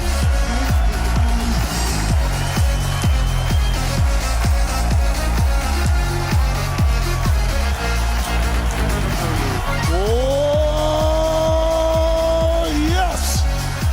Now, if that felt great, make a fist and say yes. Say yes. Say yes. Now, all we did was change your focus. And by the way, notice when we added physiology and focus, right, it increased it. If you use more of your face, if you use more actual laughter, if you start to move your body. So if you want to change how you feel, which is why we do everything, by the way. Like why people say, what do you want? I want $1 billion. What, you want 1 billion pieces of paper with pictures of dead people on it? Is that what you want? No, what do you want money for? Well, I want money for freedom. I want money for security. I want money so I can give things away. Well, those are feelings, aren't they? The feelings of freedom, the feelings of security. People can have a lot of money and still not be free and still not be secure. True? So think about that. Everything you do to change how you feel subconsciously or consciously. Either you're feeling good, you want to feel even better, or you're not feeling good, you want to change. That's what's behind all your subconscious decisions. So I want to just show you how fast you can change. Change your body, change your focus, and the third, change your language. Because words, write down, create meaning. Words create meaning. So certain words will change how you feel. If you said to me, Tony, listen, if I said to you, hey, bye, guys, during the next break, we have some delicious snacks here. It's very different than if I say we have some nutritious snacks here. Notice one gets clapping, one gets a little bit of laughter, right? If you said, Tony, I know you meet so many millions of people. I'm single. I can't find the right person. You know I'm a good person. Couldn't you introduce me to somebody? Couldn't you hook me up? And I say to you, well, I know this one man. I know this one woman. They're real nice, right? Versus they're delicious, right? Or sexy or sensual or playful or anything else. How many follow what I'm talking about here? Say I. So the words that we use actually create emotion as well. when you attach a word to your experience, it becomes your experience. It changes your biochemistry. So for example, I remember my mom, she used to always feel humiliated about everything. And one day I figured it out. She's humiliated about everything because anything uncomfortable she calls humiliated. So imagine like life is sending you this experience, but you have this cookie cutter of words. And the word you use for every negative emotion is I'm humiliated, so it would increase it. Versus someone else might say, well, this is a little uncomfortable. Someone says to me, somebody stabbed me in the back. And I'll say, turn around. I don't see the scar. They go, you know what I mean? No, tell me what you mean. They go, well, they betrayed me. And I go, okay, well, tell me what they did. And eventually we get to, they told somebody something they told them not to tell someone. But that's very different than stabbed in the back. When you use stabbed in the back as language, your body contracts. How many understand what I'm saying here? If it makes sense, say I. So these three, and by the way, language is not just words. There are certain phrases you say. Remember yesterday I gave you that example of, I don't know where the salt is, I don't know where the salt is, I don't know where the salt is, and all of a sudden you can't find the salt, right? Because you keep telling yourself something, create a stacoma. So these three forces control your state. And you can use them at any moment, at any time, and they will work no matter what's going on in your life. They're a fact, they're science. However, whether you're going to use them or not, put a circle now around your triangle. And there's two factors that are going to determine whether you use it or not. And the first factor at the top I want you to write down is a compelling future. Across the top, a compelling future. Remember I mentioned this yesterday. If you're telling yourself a story that nothing ever works, nothing ever will, I shouldn't be here, my family died, I should have died, I'm not enough, I can't provide for my kids. We as human beings go through these stages of negativity. It's part of being human. And especially we've had a bunch of negative experiences in a row, and almost everybody has. What would be crazy is if you really saw the people I work with who are the most successful on earth, and you got to see all the shit that they go through to be there. Because they make it look easy. But you know what? LeBron shoots 1,000 shots a day in practice to make it look so easy. Right? You look at somebody like Golden State Warriors and you see a guy chomping on his mouthpiece like he's Bugs Bunny and he makes shots from half court. Why? He practices thousands of times every single day for his entire life so that when he does that, it works. But you don't see that. Write this down. People get rewarded in public for what they practice in private consistently. We all get rewarded in public for what we practice in private consistently. And if you don't practice in private, you're not going to get there. So the language, the focus, the physiology is there, but we won't use it if we don't have a compelling future. If we don't have a story that says, even if today is tough, this is what I'm going to create. This is who I really am. This is where I'm really going. How many get how important it is to create a compelling future? Write this down. Jim Rohn taught me this phrase. He said, Tony, your goals affect you whatever they are. What does that mean, your goals affect? Well, if your goal is to make it through the day, you're going to have a shitty day. If your goal is to light up every person you meet in some simple way, a smile, a touch, you're going to have the most incredible day. If your goal is, to take care of yourself, you get a certain level of insight because you're part of life. Life supports life. But when all of a sudden, instantly overnight, I had 3 children as I adopted them because I married this woman, and then I had a child on the way, holy cow. Now I got a different level of insight. I'm not just taking care of me, I'm taking care of this family. When it's, I want to take care of my community, you get better insights. If you want to help humanity, I don't mean virtue signaling bullshit. I'm not what you write on your social media. I mean, you want to know who I am, you don't have to read your social media. You can see how my feet and my lips and my heart and my wallet and my movement has been for 45, 46 years. You know who the hell I am. You can't fake that because it's by actions. So not only do I know my identity of myself, but if you've done any homework on me, you know who the hell I am. Your own experience of me. So the compelling future, you've got to create something you're going for. And then the bottom is the most important base in the bottom of the circle, and that is you have to constantly reinforce an identity that reminds you that you're more than anything you're facing. You got to remember who I am is more than anything I'm facing. That what I've done is not who I am. I am in Earth School, I am growing, I'm expanding, I'm about to have another burst of explosion of growth. Now, this stuff happens by immersing yourself. It doesn't happen when you live your life, because when people live their life, they get caught up in all the urgencies of life. They do stuff that's urgent but not important. One of the reasons I do seminars 4 days long, or even here, just a couple hours a day with you, but the ideal is 12, 13 hours, is because your brain rewires over that time. When you do 12, 13 hours for 4 days in a row, you are completely rewired. We don't have to get you to try to remember this stuff. It's in your body. You're doing it. So you need to get your identity expanded in your body. And I told you the ways that I've done it. In the seminar, we do it constantly. But I did it every run, every walk, everything. Who I am, strengthening it, feeling it, shouting it out loud, embodying it until I became it. That's the base. So these 5 things, if you're not where you want to be, how you're feeling or what you're doing, start with your physiology. Go to your focus. But you're not going to do those unless you first have got something you're going for, and ideally something more than yourself. It's got to be for your family. It's got to be for something more than just you and you.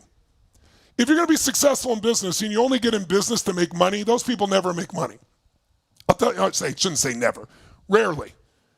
The reason is because in building a business in the beginning, it's hard. It's like having a child. There's not a lot of rewards. There's only, this is my kid. That's the reward, right? It's a lot of work. But we don't think about the work. We focus on, wow, this is our baby girl, our baby boy, whatever. Same thing with your business. Oh, I love this. It's an expression of what you're giving to the world. But if it's just money, yeah, usually you're going to burn out, try something else, and be a dabbler and never master anything. So these are called the 5 to thrive. I want you to keep this in front of you and say, what could I improve on? Could you make a better pattern in your physiology? Could there be some new movements you do throughout the day that use a trigger, like once an hour, once every couple hours? Set yourself an alarm, get up, move my body, crank it, turn some music on. What am I focusing on, right? What language do I need to get rid of? Like, I stopped using the word I'm depressed because I'm depressed as an identity. And so that's what I did back when I was 17, 18.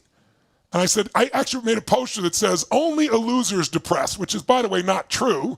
Lots of winners get depressed. We all can feel depressed. But in my brain, the one thing I wasn't was a loser. So when I did that, it's like, I knew that when I was depressed, I was so depressed, I was thinking, do I belong here in this world? Do I need to stick around? So I took it out of my vocabulary, and I can tell you honestly, I've been through so many ups and downs in my life in the last, 46 years.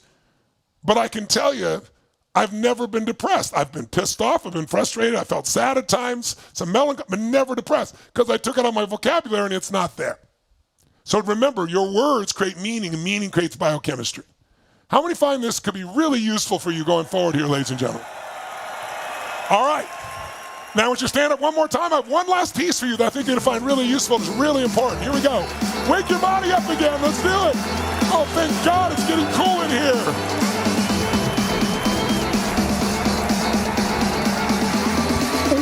Body up, get some strong, playful physiology. Move like you're a little crazy.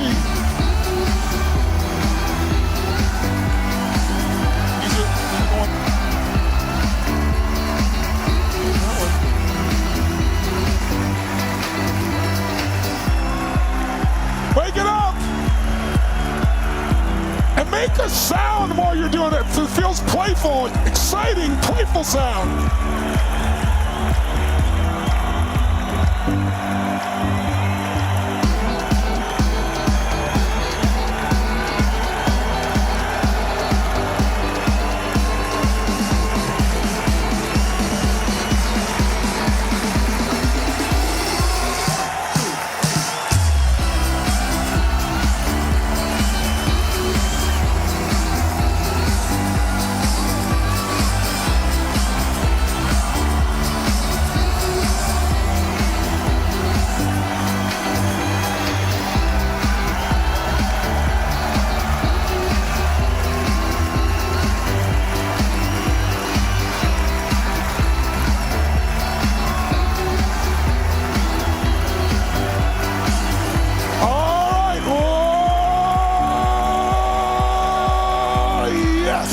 Get some virtual high fives or fist bumps. If someone's beside you, do it in person. Awesome. Grab a seat. When you sit down, take a little sip of water if you can. Stay hydrated. If you start feeling tired, it's because you're dehydrated usually. That's right. I got a little dehydrated. I could use some water. Someone not looking out for me here would be helpful. Thank you. All right. Now in your chair, create more energy than when you were standing. Let's go. Thank you.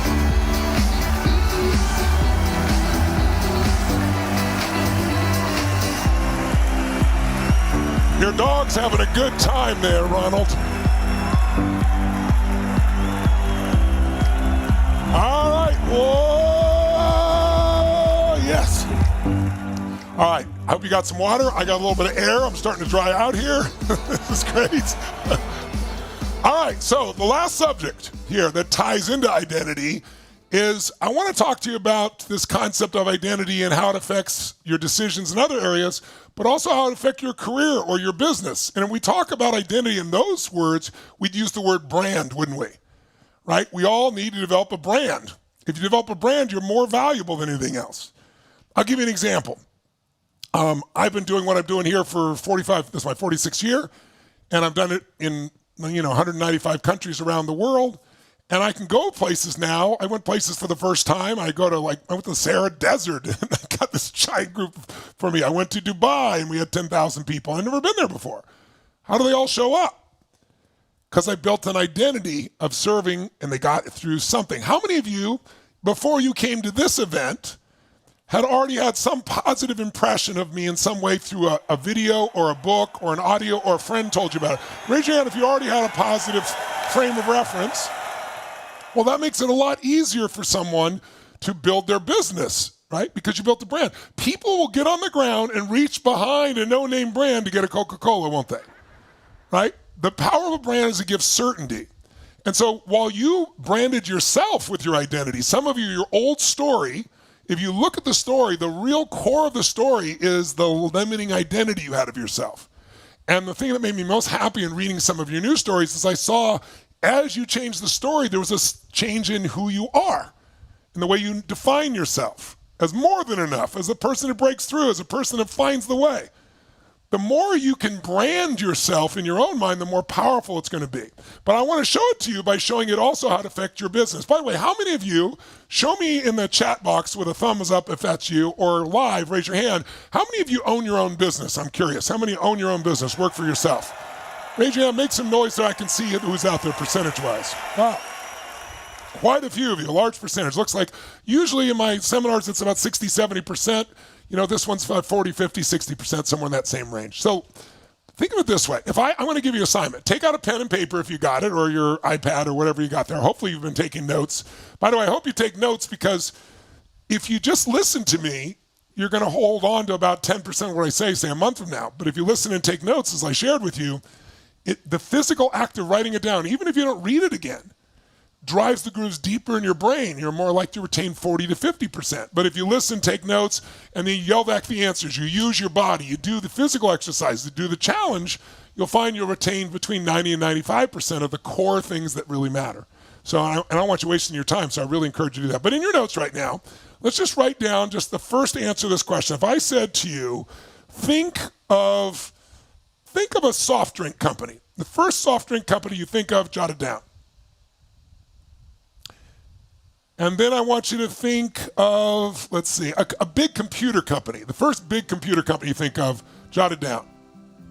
Big computer company. And then I want you to think, if you would, think of a search engine, the first search engine you think of, and write it down. Okay? So what's a soft drink you think of? First one you think of? What's a big computer company you think of? What search engine you think of? All right, let's start out with a soft drink. All right, we're going to throw it up on the screen. How many of you thought of Coca-Cola? Raise your hand if you thought of Coca-Cola so I can see you. Make some noise if you thought of Coca-Cola. Put your thumbs up in the chat if you thought of Coca-Cola.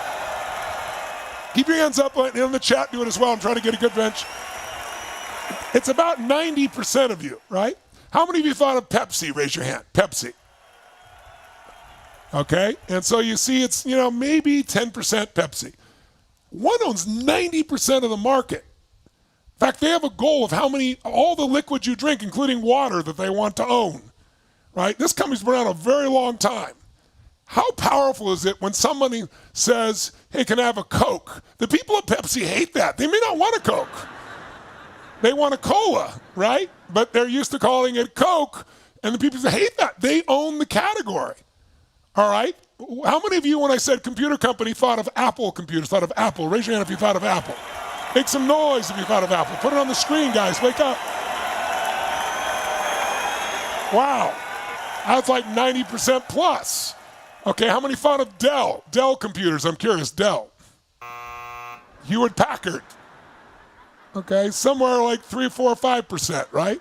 So Apple owns the category. That doesn't mean you don't use that, but they are the first person people think of, all right? How about search engine? How many of you thought of Google? Raise your hand.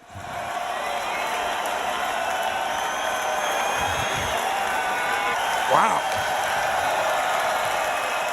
Okay. How many thought of Yahoo? Okay, like 2 people, right? So, by the way, Yahoo used to be the source for searching, not Google. They were the dominant force, weren't they? The Google boys came together and came up with a way to make more money at it by having us compete to buy the ads. And they made so much money, they dominated the market. They created a whole different approach. How many of you use Bing? Bing, raise your hand if you use Bing. One man from Microsoft, one man, that's it. Okay, very good, Bing, right? So, notice the domination that comes when you become the brand people think of first. You know, there are a lot of people that when they want to send something overnight, they go FedEx it. The people at UPS hate that shit. It's like, no, you mean overnight it. Don't say FedEx it, but a lot of people say FedEx it. They're not saying, they're just saying send it overnight. They were first in the mind and the heart. They locked it in. Some of you say, would you pass the Kleenex? The people at Scott Tissue hate that. It's not Kleenex, it's tissue, right? So I want you to think about what's the power that you would have in your business or your career, because some of you don't own a business, but we all have careers. If when people think of something that they need or want, they thought of you first. That's pretty amazing, right? That gives you a competitive advantage that is mind-blowing in business and life and anything else you want to do. And you might say, well, Tony, I don't have the money to become Coke or do something like that. You don't have to. All you got to do is find a way to find out who your marketplace is. If you work for someone else, it's your boss and your boss's boss. You build an identity or they don't even know who you are. When they're making decisions, as they've just done in the tech sector, they let go of 190,000 jobs in the last month. 190,000, 10,000 from Microsoft. 6,000 from Salesforce. Was it 7,500 or more now, I guess, from Twitter, right? Boom, boom, boom, boom, boom. When they're thinking about letting somebody go, your identity matters. If they're thinking about, hey, we need somebody for this upgraded position, your identity matters. Your income is more tied to your brand than almost anything else, whether you know it or not. So you want to build a brand. Number one, the brand within yourself, like we've talked about today, that makes you go for it, makes you be the person that's going to step up instead of step back, right? If your old habit is, I can't do it, I don't have the money, I don't have the time, you might not have the money and the time. I didn't either. I went and borrowed the freaking money, and I got the skills that I needed, because I was like, if I don't go to this seminar with Jim Rohn back in those days, then then I'm never going to change. I'm never going to pay my rent. So I took the money to pay my rent, and I went and I learned. And then what I learned changed my life. Otherwise, you'd be doing the same thing over and over again. So you got to build the brand in yourself that says, I'm going to go for it, or I'm going to take on the challenge, or I'm willing to take intelligent risks, right? So that's the number one. But in business, you need as well. So I want to give you 5 quick steps, because we're almost out of time here. I said I'd go about 2 hours and get real close real fast here.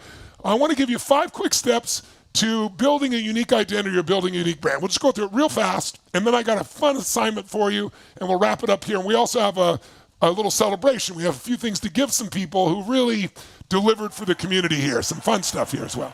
So number one, you're never going to build a brand unless you understand the power of a brand, the true power of a brand or true power of identity. And I hope, I don't have to go any further. How many of you got today, identity controls everything, controls the way I think, the way I feel, what I do? How many got it? Make some noise if you got it.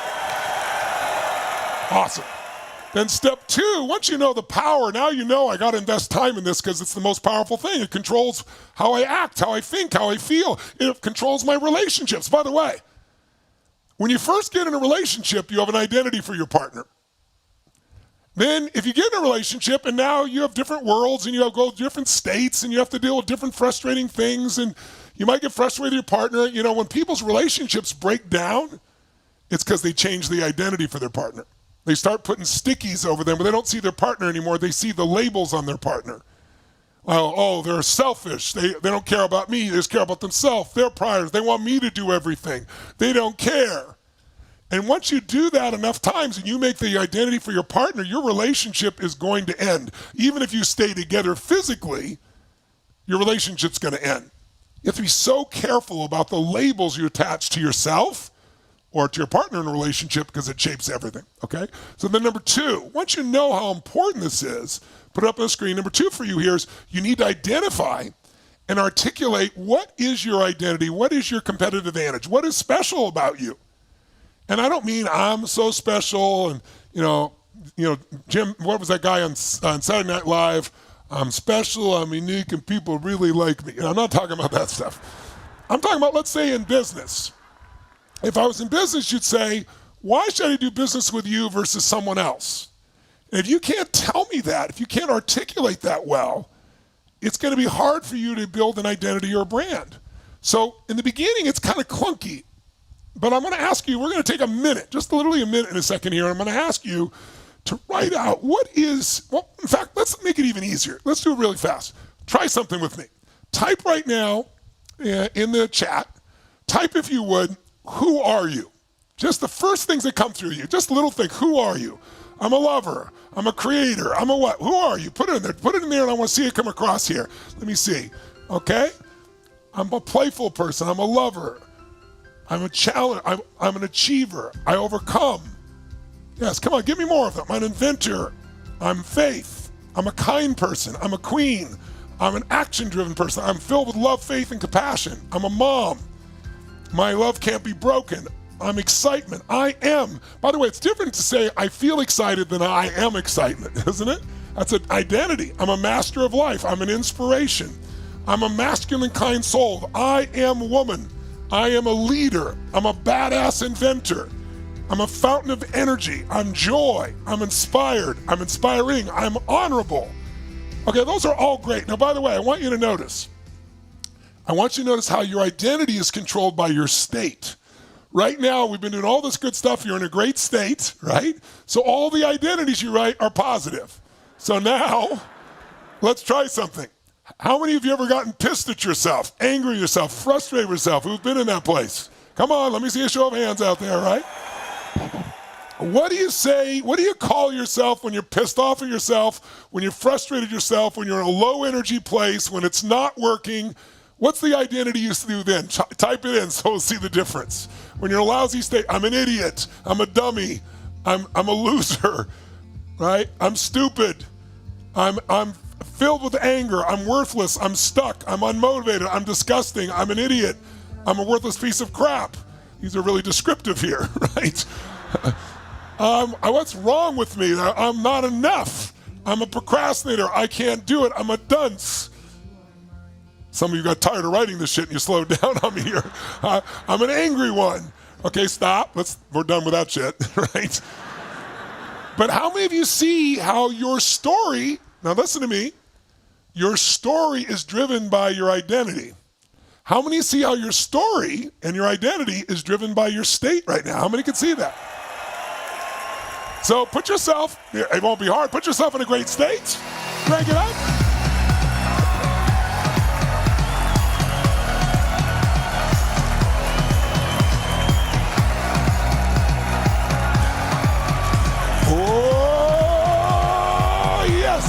All right, now type, who are you at your best? Who are you at your best? Who are you at your best? Type it in, who are you at best?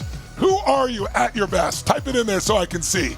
Okay, I'm a powerful leader, I'm unstoppable, I'm light and love, I'm determined, I'm enough, I'm a magical goddess creator, I am growth, I'm a beacon of light, I am Kim, I'm an inspiring leader, I'm a servant of this planet, I'm a badass businessman, I'm a problem solver, right?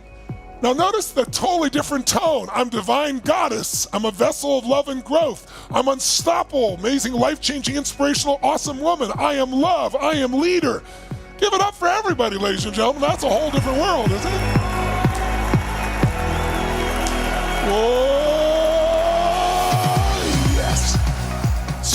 your assignment, because I'm running out of time, part of your assignment, if you want to do it, is in the second step, write out all that who you really are, but in a great state. And then if you're in business, you got to answer this question. Why should I do business with you versus someone else? And if I had time, I'd call on somebody, but right now I don't want to go over any more than I'm already. So I want to wrap this up, and I got a couple more things for you that are important real fast. But if I call on somebody, inevitably they'll say, well, why should I do business with you? And they'll go, well, I give really good service. Well, everybody says that, right? So you got to say, what's unique about you? What's unique about how you're going to deal with me? What's unique about how you're going to interact with me? Why? Because the why is the most important thing, isn't it? How many would agree with me on this? Say I. Let's go to the third step of building identity here real quick. Third step here. You got to, once you write this down and refine it, it won't be perfect. Don't wait till you're perfect. Step 3 is you got to start to practice communicating it. So when you write it down, it's like writing a mission statement or something. Don't make it too long, just core, simple things. But you got to practice communicating. Say, here's why you should do business with me. And then afterwards, say to the person, was that inspiring to you? Did that make you want to do business? Let them tell you the truth. And I'll go, honestly, no. Well, help me understand. What are you looking for? And you can refine what you're doing. So you got to practice. And then step 4, really important, throw up the screen there, you got to live it. You can't say, I'm gonna be this incredible, driving athlete, health nut, and then, you're gonna spend 4 weeks sitting in your chair hanging over your computer for 5 hours a day and not take a break and work out, right? You gotta live it. Living it will define your brand, right? People are gonna judge you by what you do long term, not just in a moment. What you do consistently, and you're gonna judge yourself by what you do consistently, so live it. And then step 5 is you gotta market it. You gotta get out who you are, because if you know who you are, no one else does. Now that doesn't mean going around bragging and stuff, but if you do things, people are going to judge you by what you do. So I'll give you a real fast example. When I think I was 18 or 19 years old, I was just starting in my speaking career, and I spoke to a lot of real estate offices, a lot of stock brokerage offices, and I'd go in and I'd tell them about Jim Rohn. I'd do a mini seminar for them for about 45 minutes, and then I'd say, come hear the guy behind all this. And I'd get them to go to Jim Rohn's, 3.5, 4 hour seminar, and that was my whole goal. And so I met all kinds of people, and I enjoyed what I was doing. And one day I was in LA, Los Angeles, and I was in the San Fernando Valley at this place, and I saw this guy delivering these to the real estate office. He was picking up so he could deliver these little booklets that people had of all the houses for sale. Today, usually that's done online, but in those days, people have what they call a farm in real estate, an area that they kind of mine for business. And he was only 17, so it wasn't legal to be a realtor yet. He wanted to be a realtor. So he literally would take this on his bike and he would go deliver these on the farm for one of the realtors there. And he was just really enthusiastic. His name was Mike Glickman.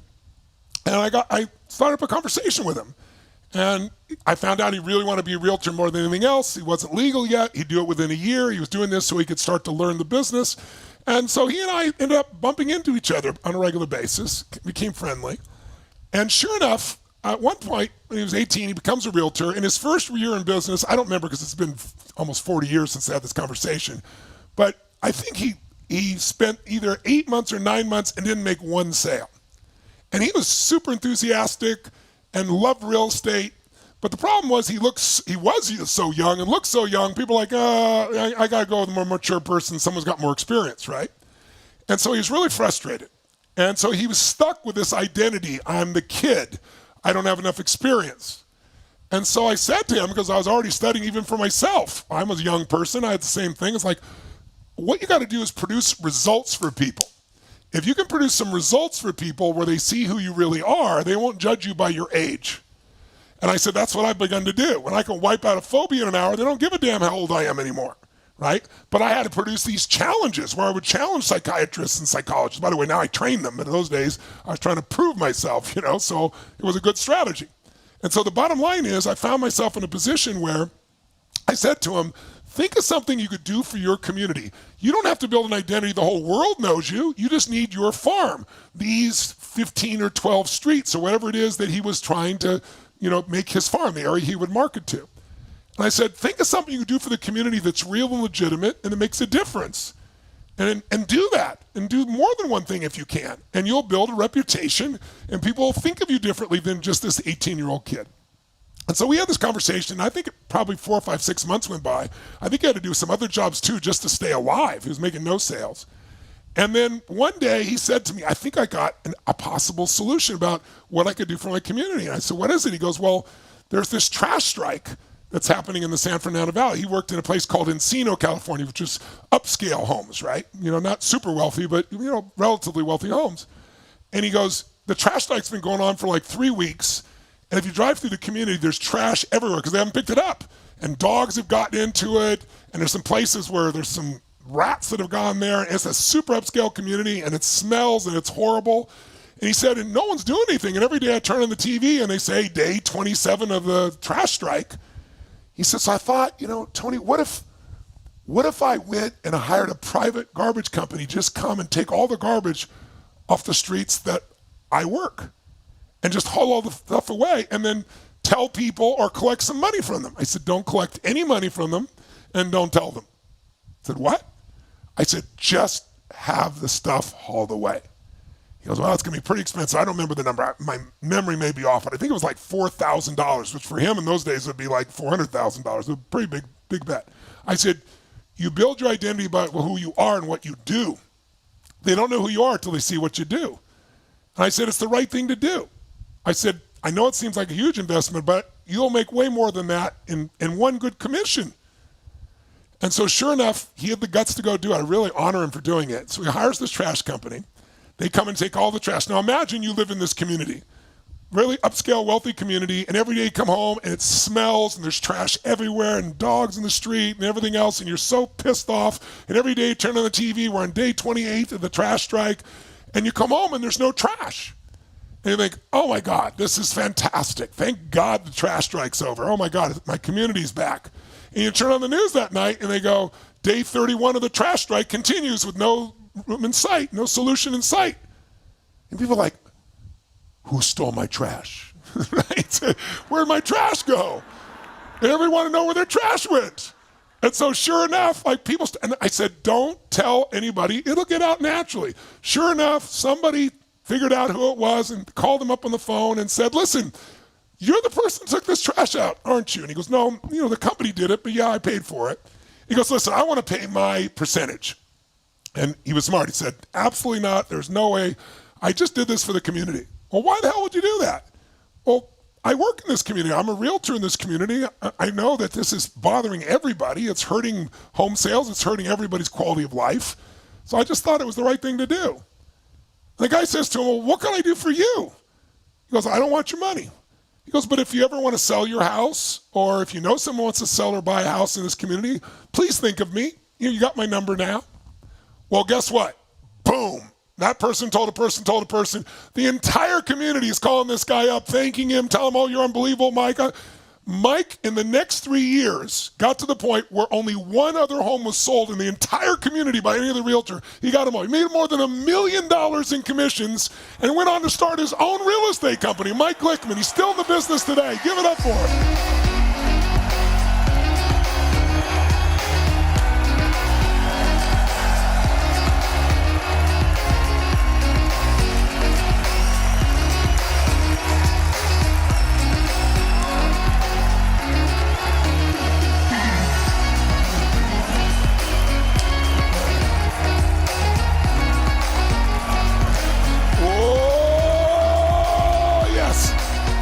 So you don't need a $10 billion ad campaign. Just think, it's my boss. How do I make my boss have this? If it's your own company, you want to brand with your own employees.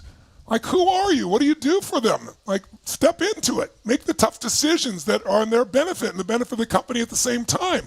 You will build an identity. And by the way, well, maybe we'll talk about this another day. There's another way to do it, which is called jackpots, but I think I'll save that for there because I've gone over on my time. So here's what I want you to do.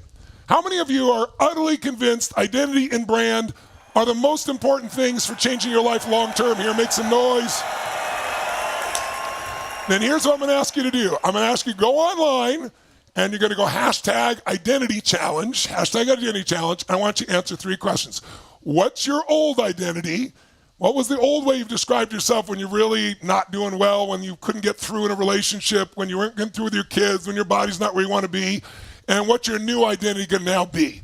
here is my old identity, and here's what it made me feel and think. Here's my new identity. And then how are you going to strengthen that in 2023? How's it going to change your life with this new identity? But when I say how are you going to strengthen it, are you going to write out who you are and you're going to do these incantations, go on a walk, on a run? If you do that for 7, 8, 9, 10 days in a row, now most people won't do this. Most people, successful people do what the failures won't, right? Most people are not going to change their physiology. They're not going to take control of their focus, their language. They're not going to build a compelling future. They're not going to shout out loud when someone's looking and thinking you're crazy, walking down the street saying, I am, or every day and everywhere I'm getting stronger and stronger, happier. They're going to think you're nuts. And if you're worried about thinking you're nuts, you're already screwed. Do it in your house then. Do it in your backyard. But the point of the matter is, who cares? Once you become the person you're meant to be, the real you, the you at your best, everything will change. Your body will change, your relationships will change, your happiness will change. It'll change your whole life. So who's up for this challenge? Who's up for doing this here? And the way I do it, guys, I'd write it out, and then you can put it in front of you, and then pick up your camera on your phone and put it on a video form. You can put the written form too if you want, but there's a different ownership when it's like my old, and you can exaggerate. My old identity was, oh man, I'm not worth it, all this. You can also make fun of it if you want. Or this is what it was, and it made me feel this way, and it made my life this way, and my new identity is, and you shift in your new identity, and you don't have to do it perfectly. It's not about perfect. This is your first stage at it, and we're all doing it, so we're all being vulnerable, but I think you're going to find it'll lock things in for you. So has this been a valuable session for you so far today? Give it up for everybody, ladies and gentlemen.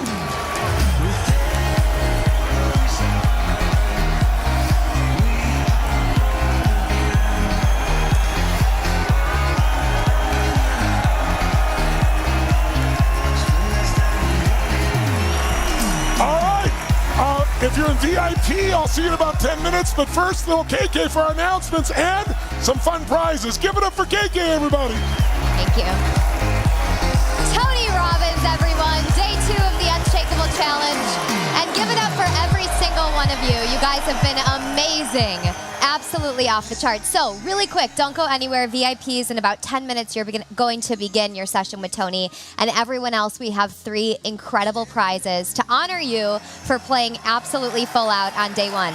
So first things first, your challenge. I just want to reiterate and share with you some criteria that's really important. You have another chance to do your challenge tonight and share your hashtag #MyIdentity inside of the community Facebook group. The criteria is this, okay? 60 seconds. Try to keep it tight. If it's a little bit over than that, that's okay, but we've had some of you film 20-minute videos with so much passion and so much love, but Tony wants to watch all of your videos, so try to condense it just a smidge. That sounds good. Give me a thumbs up. Okay, great. And then additionally, the deadline is midnight Eastern time tonight. Some of you went to bed and you said, oh, I'll do it tomorrow. Now is the new later. We want to push you to step up and share in the moment, take action. And even if you feel a little bit uncomfortable, like Tony said, go on video, make it happen, push yourself past your comfort zone. So you use hashtag identity challenge and you'll go on video, get energy in your body, utilize your physiology, share your old identity, new, how you can expand it and how it's going to change your life. If that sounds good, give me a big old wave VIP so I can see. Everyone else put yes in the chat box. Okay, prizes. This is my favorite part of this experience. We get to honor you for playing full out and contributing to the community. So 3 people today are going to be winning a prize curated by Tony, and he decided to give you a ticket to his flagship seminar. It's called Unleash the Power Within. Now, we've got some graduates in the audience. If you're a graduate of that seminar that Tony's been doing for the last 46 years, you can tell people, what that experience has been like for you. But we have now you know, now you've seen it. Whoa, yes. It's almost impossible to explain an event that has so much history, not only that, but also transformation in words. So I hope that experience served you. Did you learn something by seeing that and watching that? So people around the world have been attending this and changing their lives for years, and now we have 3 winners who are going to experience the exact same thing. So here's what you need to know. All of you have a chance to be a winner. You just have to show up and play full out for life. Life is going to give to you when you give to life. So winner number 1, her name is Jessica Ponder, and her old story, Her old story is that she grew up with sexual abuse. She came out when she was young. She didn't get the love and support that she wanted, but she left her country. She met her wife, and she thought she was living her absolute dream life. And then the marriage recently dissolved. And with a bit of that heartbreak, she developed a new story with Tony yesterday that she's going to use this opportunity to address her childhood trauma. And day 3 of UPW, there's a process, Jessica, where you will eradicate any story from the past. So we are so excited to gift you this. Jessica Ponder, you are going to unleash the power within virtual. You are. Get in here. I'm going to give you a virtual hug. Oh. Yes. Oh. Congratulations, Jessica. We love these, such genuine reaction. I promise you, 50 days from today, your life will change forever. I know from experience. We are so excited for you. Congratulations. All right. Winner number 2, and let's get some virtual drum rolls. You can put just like some periods in the chat box or something. Winner number 2, the old story of this beautiful person was that I cannot be successful because I'm not following the ways that I was raised or grown up. That's what his family tells him. And his new story is that he's already living his life, his dream, doing the work that he loves, following his dream. And everything doesn't have to be perfect to have a life that he feels called to. And this person's name is Giovi Singh. We are so excited for you, Giovi. Look at that smile. You're going to spend 4 full days, 50 freaking hours with Tony Robbins in 50 days. Congratulations, my friend. Congratulations. All right. And we've got a third winner. Tony does not mess around with prizes, by the way. So we give out some epic stuff, which is why you never want to miss a minute. Be here every second of every day. This third winner is from Canada, and her old story is that nobody ever listens to me. And this came from when she was a child, not trusting her voice. And her new story is that she does have a freaking story to share. She loves to help people. She knows it's her calling.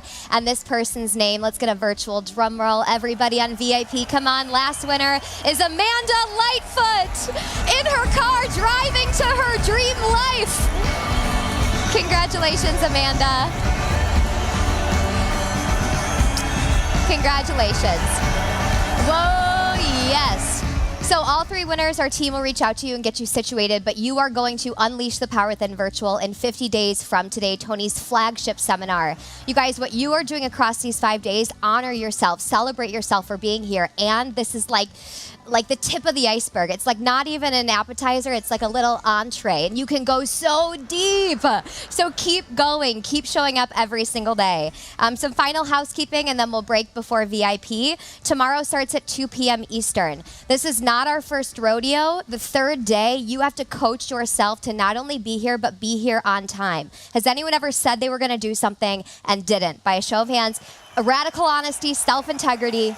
Let's all hold each other accountable as a family and team to be here tomorrow. If you will be here, 2 p.m. Eastern time tomorrow, say, I'm there in the chat box. We've got 2 amazing guests joining us, 2 incredible women, female billionaires, Sarah Blakely, the founder of Spanx, and also Jamie Kern-Lima, the founder of It Cosmetics.